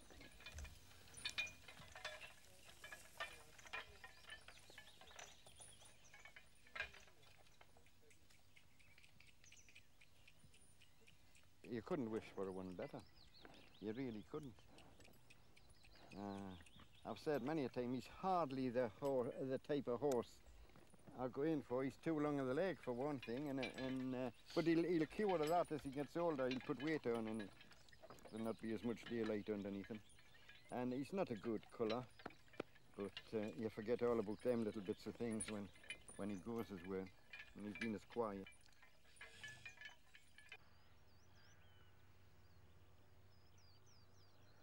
the way the economic climate is now, there's not a great future for these family farms. I would to say the wheel always turns. I hope it does. But some people say that the cheapest run farms are because you work for nothing.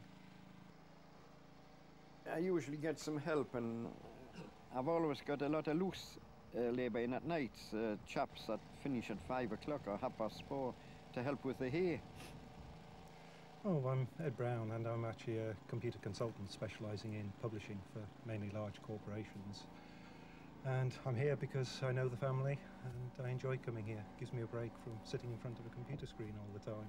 I tell John that I'm available, and then when they need somebody, they'll phone up and I come down whenever I can. It's satisfying. You see something grow. A haystack appears in front of you. And it's just different from my own work, where at the end of a year's work, all you might have to show is a little floppy disk, and sometimes it seems pointless.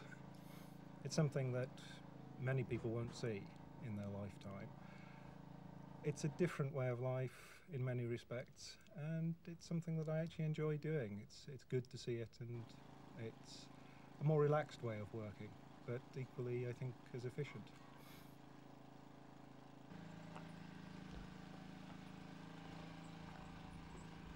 To see a team of people working out in the fields, bringing the hay in, putting it in the loft, and achieving something at the end of the day that you can look at with a smile of satisfaction is well worth it.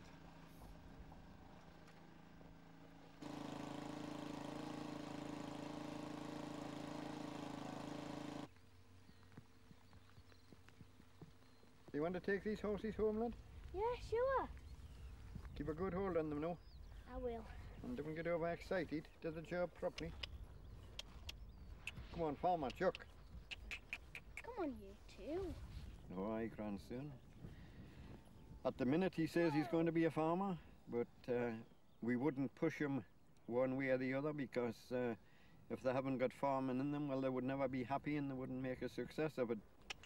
But well, at the minute he's full of being a farmer, so we'll encourage him and help him all we can. You can hang on that harder. That's the way.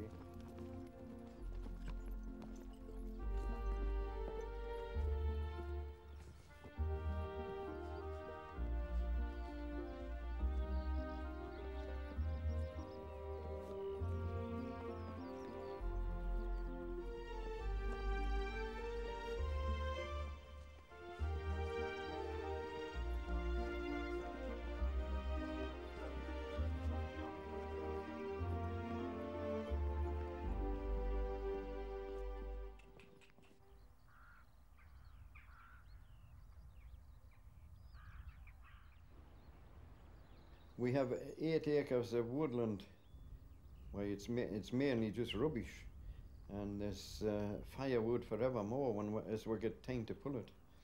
And David and Francis burn a lot of logs, and whenever we get time. It's a wood that is past mature, and there's a lot of the trees falling. And rather than just let them rot away, I pull them out, saw them up into logs, and then burn them on the fire, the open fire. And also it's good for the horse in that it gets used to going in and under trees. It gives them the confidence to do so. We often do it with not a young horse, but a youngish horse, because it's all experience for them.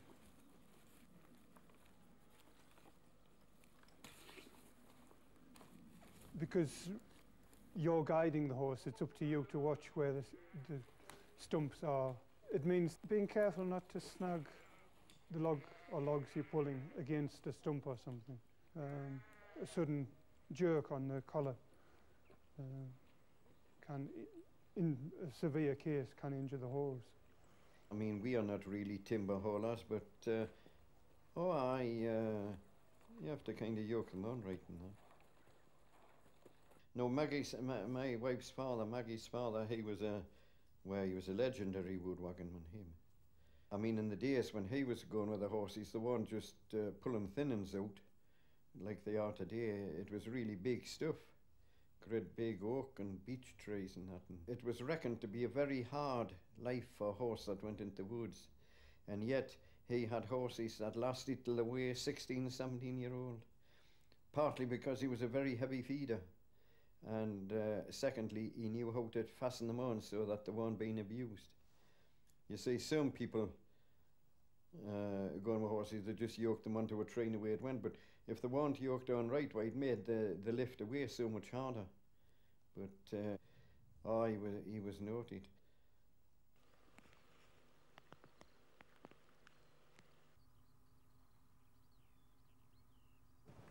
Put it down.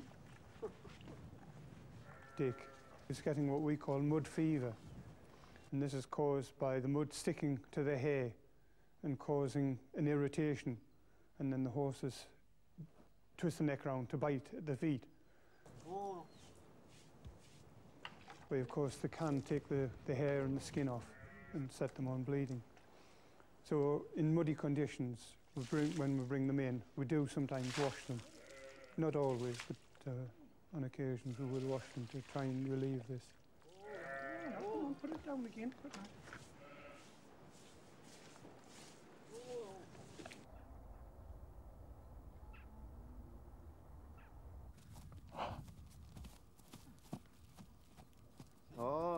Clydesdale horses, they're noted for being quick-stepping horses, and they were developed in Lanarkshire on Clyde side, and they liked them to have plenty of action because they used to go into the streets, at least the Geldens did.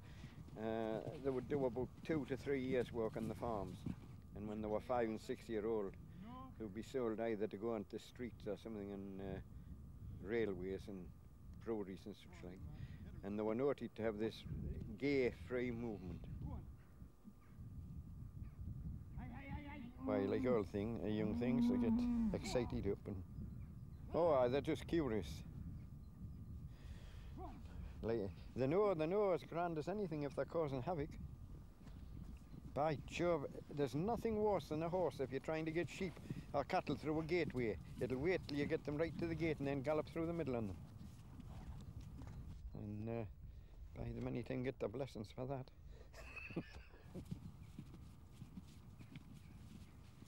We're in what we call the Fale. I believe it's on the Ordnance Survey map as the big allotment, but we always call it the Fale. We're 28 days from the calf being born to getting the tag in. But we have to get them within a few hours of being born, unless we're going to catch them. And it's for this BSE carry-on. Well, I understand it's so that they can trace every beast back right to its mother, to its father, and back to the farm where it was born. Once they're on their feet, they're as wild as deer.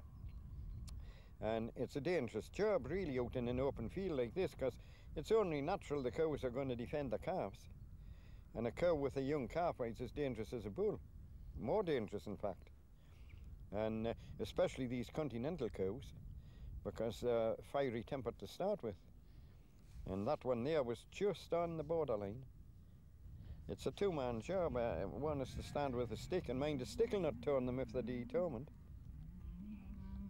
Trying to hold on to the calf so I can get the tags in as quickly as possible, and keeping one eye on the cow and John, see what he's doing. Because if she starts to come for us, well, I rely on John to keep her away or give us a shout so I can get out the way. But it's surprising what a calf can stand. They're a rubbery thing. I've sometimes seen us have a mother go mad there, and she'll be throwing the calf about on her head, and it never seems to take any harm. However, I suppose. But we don't seem to be getting the beef away into the continent anyway with all the rules and regulations. Hopefully we will in the future. I would like to see some of these officials that make the rules having a go at the job. That's what I would like.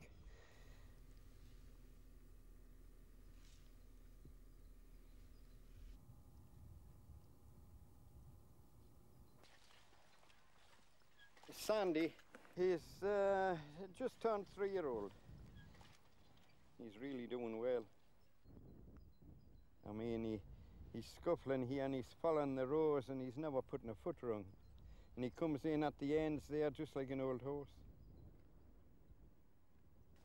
Scuffling, well, it's going up between the rows of turnips or mangels or potatoes and knocking the weeds out up the middle of the rows.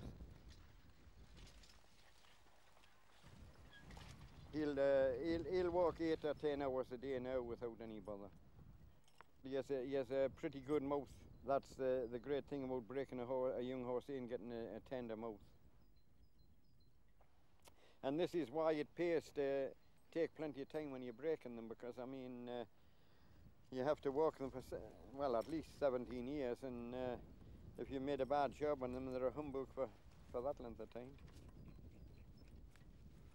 Oh well, we'll keep him till he's done, like, or accident, which I hope not, but he's 3-year-old now. He lasts at least 20 without any bother. Rule of thumb is generally the bigger the horse, the shorter the life. Some of those little Shetland ponies will live till they're way over 30, but generally about 20 to 25 for a big horse. They will all be a lot older by then.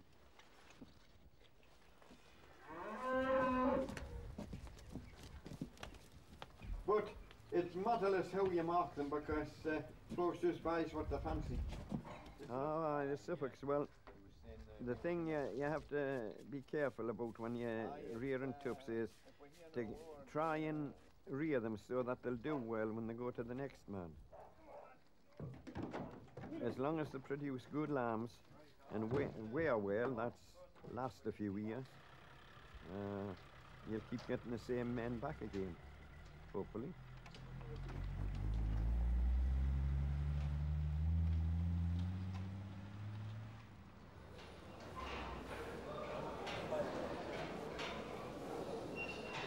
The tup job, it's some years you have a very good do, and other years, well, not so good. Maybe it's hardly worth the bother.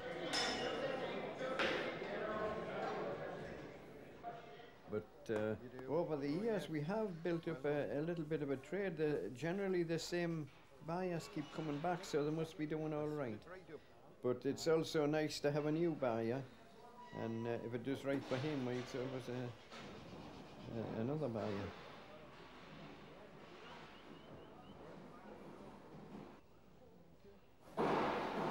Well, you see, they put the numbers into a hat and they pick a number out. We are paying 51 and the ballot's 52, so we are exactly last. Oh, it's still the fairest way to draw the ballot, like, but it has to happen one time. Mind, when they're a good trade, because people hang back, you know, and then they get panicky at the finish. But not this year. There's plenty of tups to pick from, and I doubt a lot of the buyers will be finished by then. If they belonged to somebody else and I was going to buy them, I think 3 and 5. But what number 1? Everybody thinks number 1's the best sheep. But myself, I would have been tempted to buy 3 and 5 if I'd been buying belonged to somebody else.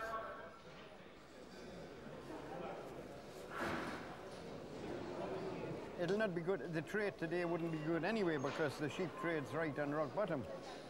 But to be exactly last won't help, like. And however, that's the look of farming, that.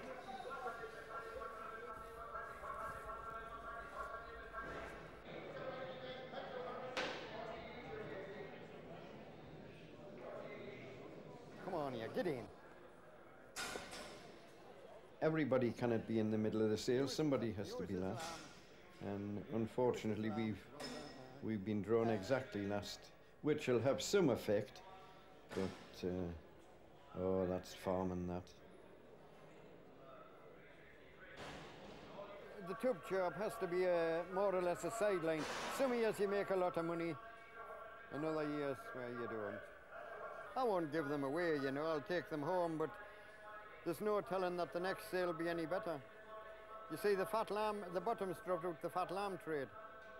And so you cannot expect the breeding sheep even much, but We have been in lucky of the draw today. Some of our regular buyers, well, they couldn't wait till they finished, you know, and so, oh, it could be anything. Just had to do the best I can. It's good and listen. 110, 110, 120, 130, 130, 130, 130, 130, 140, 150, 160, 170, 170, 170, 170, 80, 190, 90, 190, 200, is it?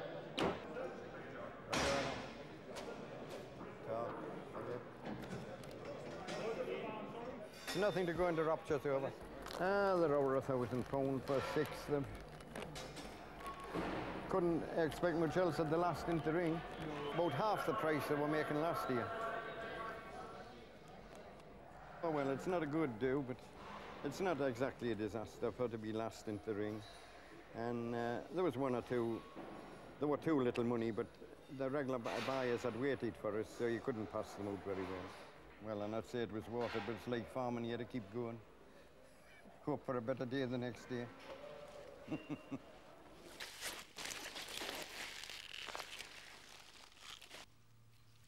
We have 8 acres of turnips, mangle, and just a few drills of potatoes for ourselves. From the wet, I'll tell you that much. The Swedes and the mangles will pull for to feed to the sheep of the spring. But we've just been digging a few up with the grape tonight for the Harvest Festival along at the chapel. And all the farmers give a little of something to help the chapel funds. There's very few farmers who don't support the Harvest Festival. I mean, it means so much to them, yeah. We've always been Methodist. Myself, my own feelings are, it doesn't matter what Christian faith you're in, we're all brothers. But we've always been a Methodist family. I think it's just the families that people are born into. I would describe myself more as a Christian than purely as a Methodist, as I feel that all the churches are very similar. Because I was brought up originally at the Congregational Church, and then Church of England I went to, and now the Methodist.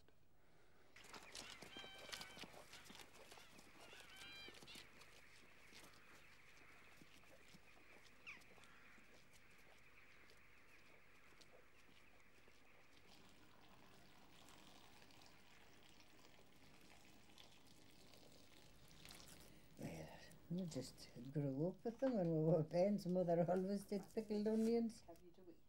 About September time, I like to do some for the Harvest Festival. That's generally the first ones. For making money, they're a good charity spinner. Always have been. Always like to keep a jar or two in the house. Our mother always said to sit as near the fire as possible when you were peeling onions. And I find it works. Somebody once told us that when you're peeling onions, you should hold a crust of bread in your mouth. Well, I said that didn't work because I had it eaten before I got the onion peeled. Couldn't hold a crust of bread. So I'm afraid I sit as near the fire as possible. I make all brands of chutney, anything that's going. There's one jar there that's, you call it winter salad. It's cabbage and different things. And tomato chutney and date and just anything.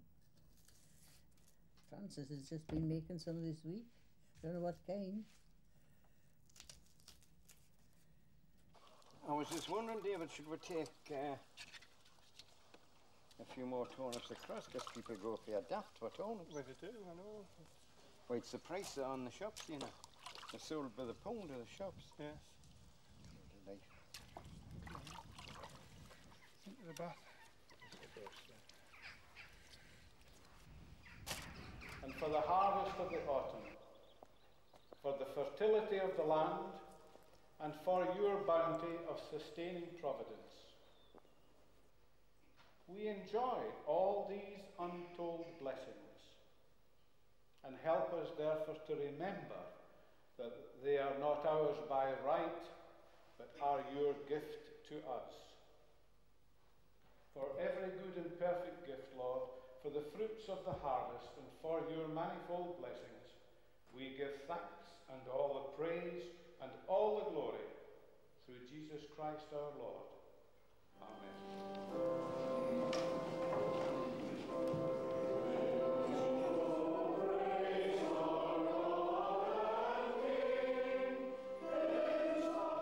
The harvest sort of thing that you've seen tonight is very typical of what goes on in many of our small rural chapels. It's really an occasion for the smaller churches to support one another. The cycle of events and the pattern will be repeated in small villages all over this particular valley. 90 pence, £1, 1 bid, at £1, at 110, 110, 110, at 110, at 120, 120, 120, 120, 120 bid. One, Jackson, 120. Now then, what have we got here? Basket of potatoes. You get the basket, John. No, not the basket, mind. How much here? Pound again. 1 bid, at £1, 1 bid, 110, 120, 130, 140, 150, 160, at 160, 160 bid, at 170, 170, 180, 190, 190, 190 bid, at 190, 190. Jock Armstrong on 90.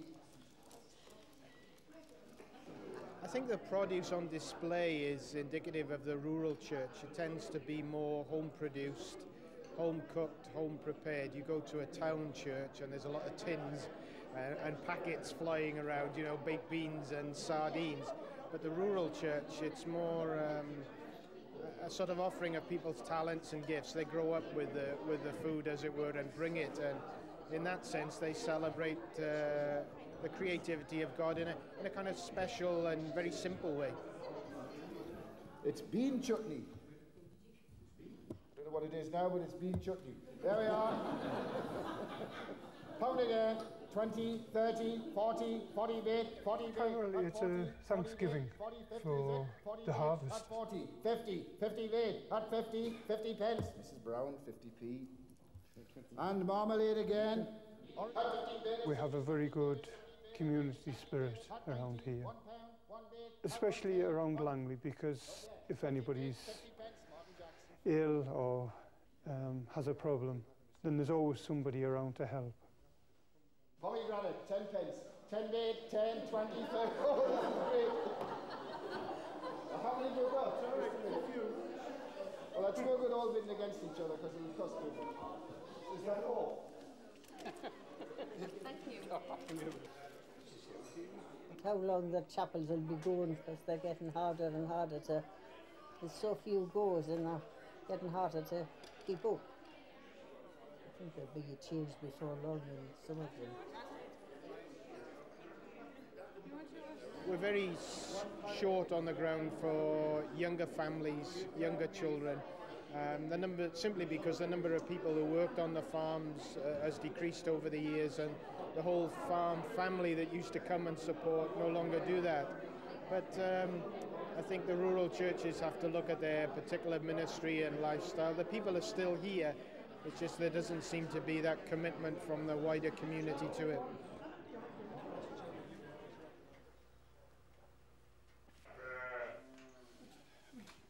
I don't get to chapel as often as I would like, but outside of chapel, yes, Christianity does play a fair bit in my life. I feel that you need to believe in something, and that is the one thing I do believe in.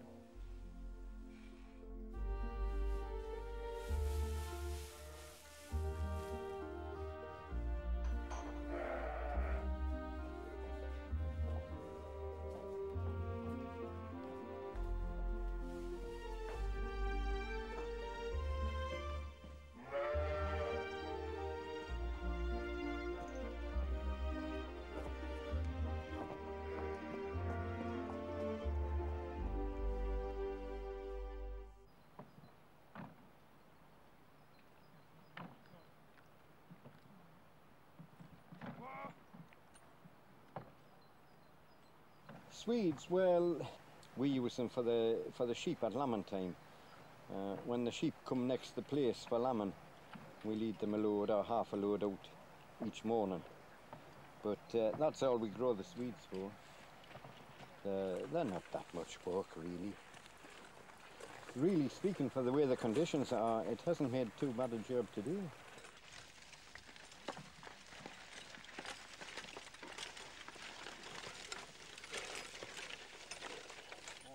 Well, I'd never seen a horse turnip puller before, but I'd heard a lot about them.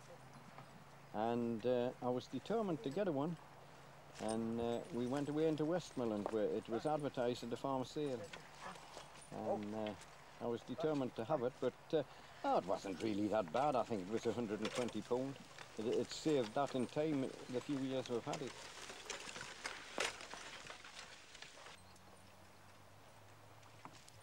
Just going to see if we can alter this thing a bit. I'll just have it set rather deep. And it's just, you see, it's just leaving rather too much root on them. And just a bit too much soil. Not that it matters a lot, but there's no need to lead soil home. See, supposed to cut the root off. Mind, it's a pretty... But it, you know, it's awful wet, like, you know, the machine's sinking in now. Do you think that's about where it wants to be now?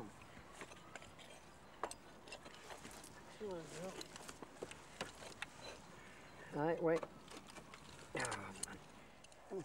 Sometimes you can have a lot of bother altering the things and then you find it's no benefit. There's a hang of a difference between walking to the factory floor and walking out here now. I think that's about it. Come on, Bonnie, old lad. Sandy, chip! It doesn't make as tidy a job as doing them with the hand, but the work and the time it saves is tremendous. I guess you could pull 4 or 5 acres a day, but I mean, you don't want all those pulled at once. You just want pulled what you can lead off. The old men wouldn't dream of letting you fill them with a fork for the prick holes. But now I'm afraid we'll fill them with a fork, and well, we found it doesn't do them very much damage. Not for the stock anyway. If you were selling them to the shops, well, naturally you wouldn't want a black mark on them.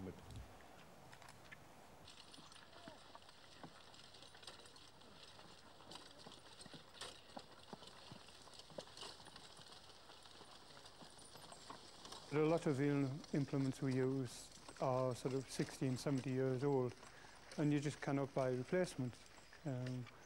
You've got to go to farm sales and hope you can pick them up there and things like that. Our primary aim is to end up with a functional bogie, because you can't just go and buy one from the local joiner now. We try to maintain one, knowing that there's another one within a year or two, could well need a new top or something. So it's a rotational thing. We always try and keep making more of what we have. we have shafts in some of the bogies and in some of the carts which have lasted a lifetime. Yeah. The only trouble is when they get too old, they can break pretty suddenly and like, but oh aye, they'll last a long time if they're taken care of course. We're lucky in that we have a sawmill nearby that will and can cut out shafts and such like. He has a working knowledge of horses himself. So he's very sympathetic to us. He'll look for the right bit of wood so there's no knots in the wrong place when he's making the shafts.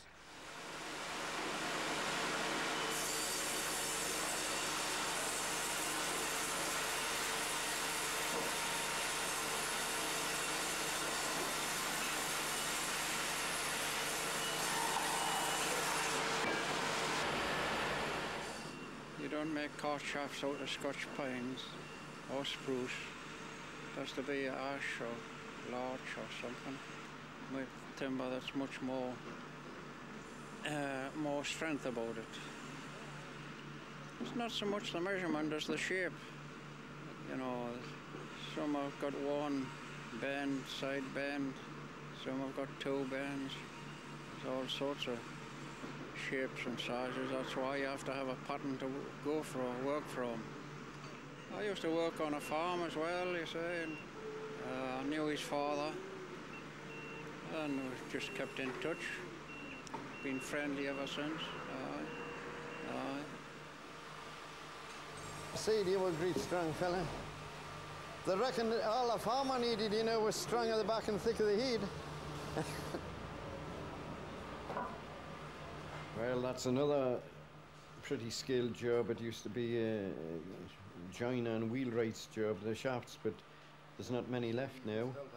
And Martin seems to put himself through a lot of bother for us, and he must have a good man or two in the workshops, because whenever we want a shaft, they can shape them out. Exactly the same, you see, to fix into the bogie.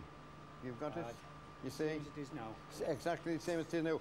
But we want these shafts a little bit longer, they were just a bit short for the horses. From the end, 22 inches to here, to there, you see, because that's far too far back.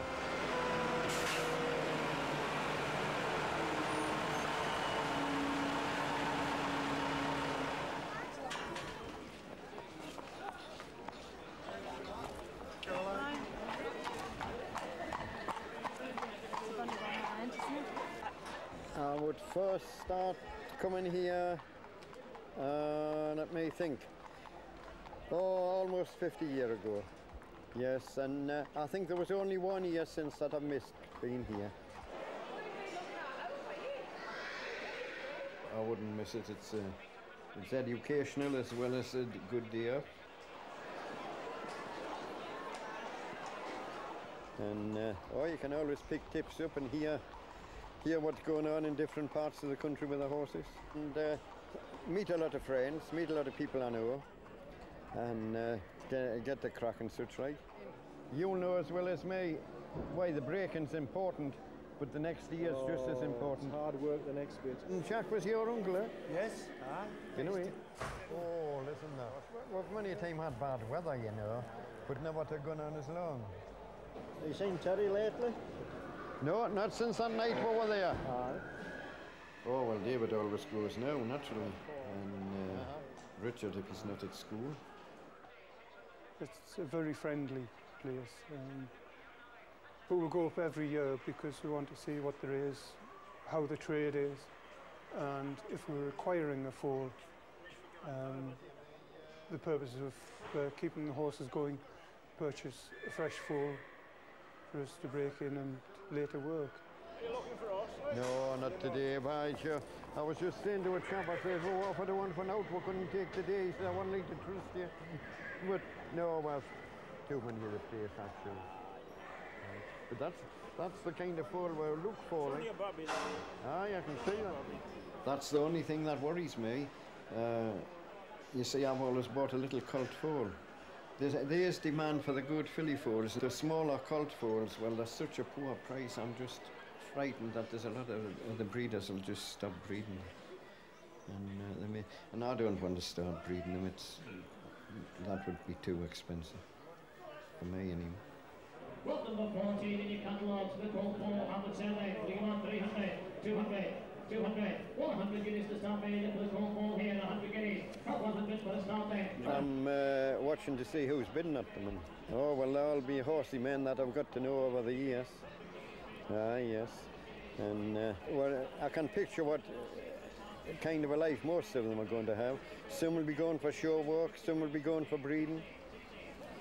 And I know the difference of men. I know most of the men who are buying them.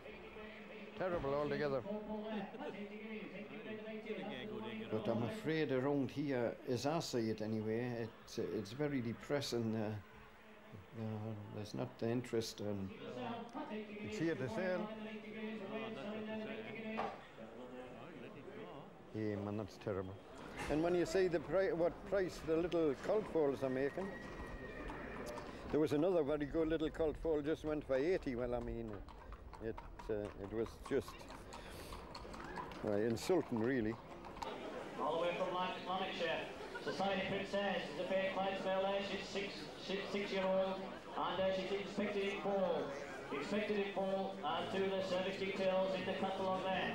Really speaking, there must still be a little bit hobby in the horses, because a good young filly's still making a big price. Do you want to wave your hand with him on the horse? 314, 316, 316, 360 bid, 360 guineas, 360 bid, 316, 316, 380 bid, 380 after Fargate, 380 guineas, 380 bid, 380, 380. Well, a good Clydesdale, it's a pretty good criteria. No horse, no foot. You want to start and judge from the feet up over. They must have good sound feet. Not too long at the back, not too short either. A level back. Good sprung ribs, nice silky hair. Everybody has difference of opinion. The best memory of the day has been this colt foal from the Isle of Man, and I'll think about it for a long time. But we couldn't do with the one. We have plenty at home, but we bought one off the same man last year for 300, and. Honestly speaking, today's was better at 160. But that's just the look of the game. Whenever you want anything, it's always a good price, and when you cannot do with anything, it's cheap. 180 guineas, 180 guineas. Thank you, sir. Straight in front there.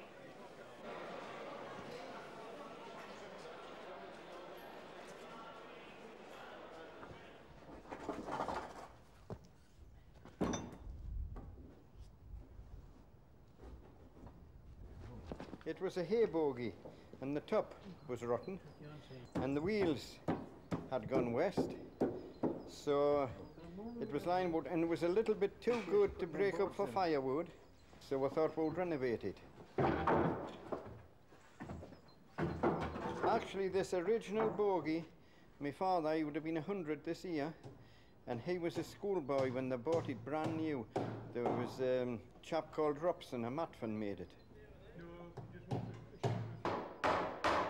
And it had a new top on at the beginning of the last war.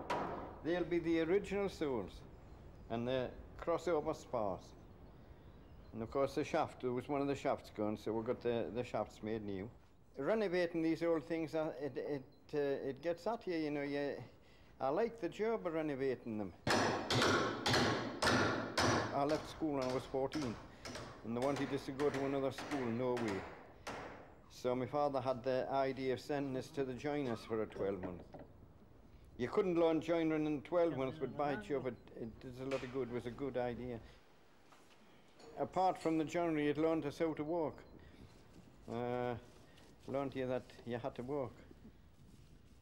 When we finish renovating them, we'll paint them. It doesn't last very long, because once we start using them, the edge gets knocked off them again. But, no, at the time, they look very smart, and you feel proud of it.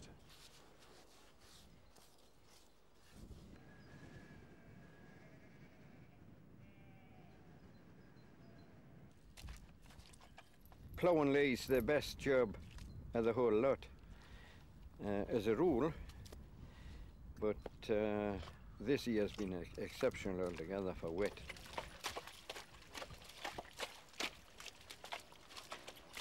Ploughing lay, well, lay of course is grass. This field's been done, well, we're reckoning up, it's been done for 15 years. And it's not a good tillage field, it's too heavy and wet. But there was getting quite a few ducks and nettles in it, so I thought we'd plough it out and get them killed. But Clartsy's terrible. It's just a case of getting the field finished, I think. Well, some people wouldn't think so, but to any ploughman, ploughing lay is a lovely job. Once you get the settings out made, if you get the settings out made straight, it's grand. After that, it's just up and down, and it's cutting lovely. And providing you have a pair of good horses, and luckily at the minute we have 3 very steady ones, Jock and these 2, Davy and Sandy. Sandy's exceptional altogether for to be a 3.5-year-old horse. He's going in the furrow there, marvellous. and as steady as a rock.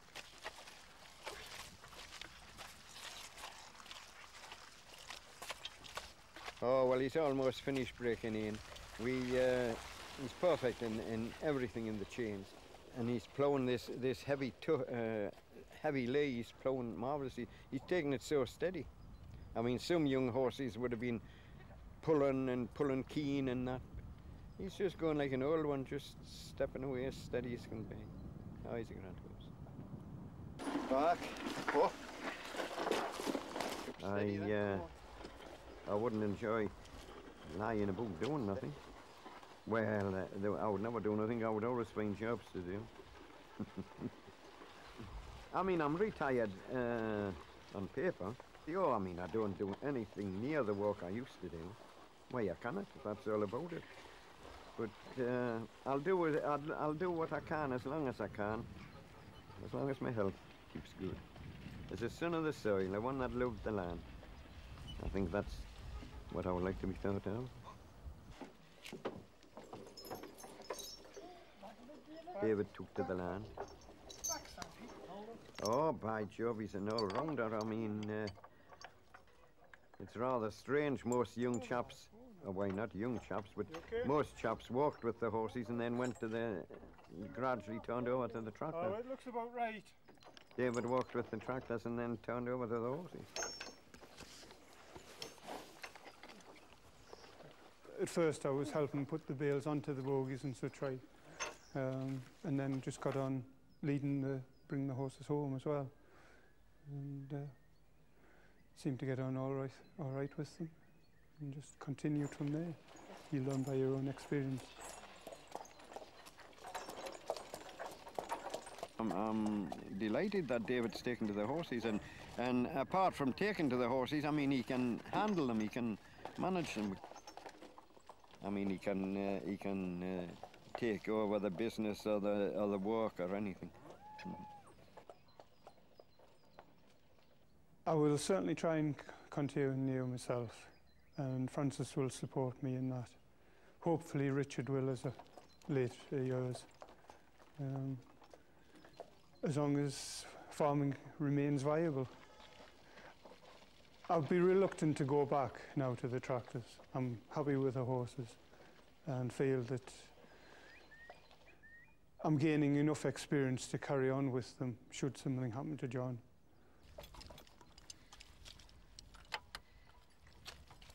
Well, the way expenses are now and the way farming is, he'll have to keep going with them. I mean, for all farming, he's in the doldrums just now. The machinery prices aren't.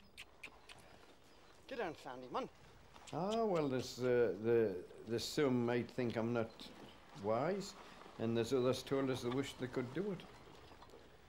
Aye, there's one chap, and he's a very good farmer, a very modern farmer, and he has all the machinery and all the tackle. And he was saying one day, he said, I would love to do what you were doing.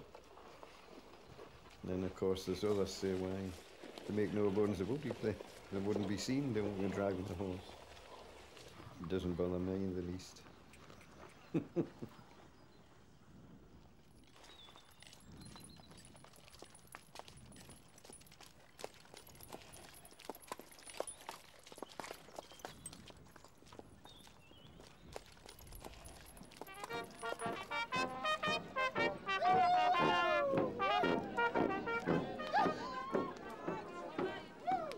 Yeah, well, you would have to get a real Aladonian to give you the history of the bonfire.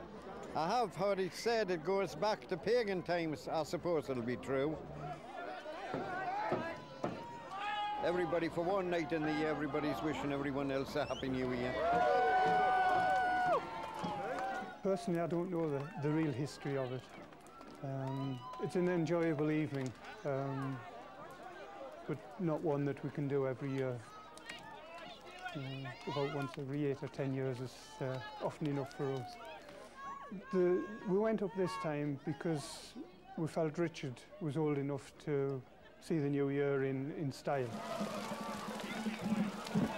And as it's a local custom, we thought this would be an excellent idea for him.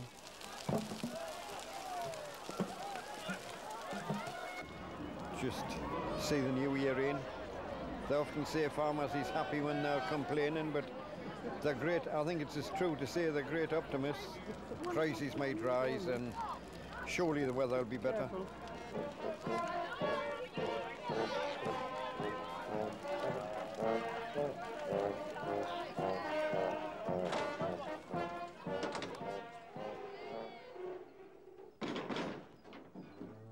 Aye, well, Robin, the young horse is coming home today, and we'll get a start and break it, and hopefully it's as good as and as quiet as the last one, Sandy, that were broke in. And as I say, we'll get a start with him now, and hopefully have him broken in for the spring to do a bit of chain work and then into the shafts. Just a grand size for farm work. He'll be a grand mate for Jock and Dick.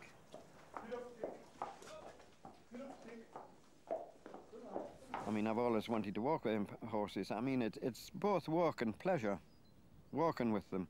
And to start with a young horse in the raw and break it in and school it.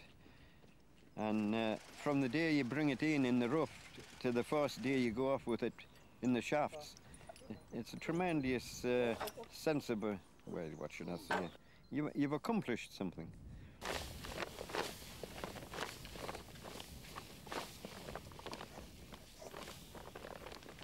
I always say the land is more important than the people. I mean, people, they're just here for a time, but the land's here forever. And I always say no one has the right to misuse the land. And this is what I say about the horses. If I thought the land was taking harm through sticking with the horses, I would change straight away. But the only way that the land could take any harm was by not getting the jobs done in season. As long as we can get the jobs done in season with the horses, well, there's no way that the land can take any harm through working with the horses.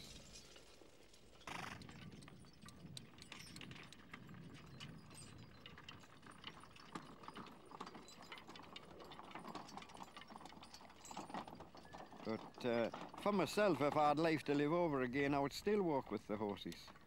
It's just something that, as I say, it's just something that's bred in. It's just the way I'm made, I think.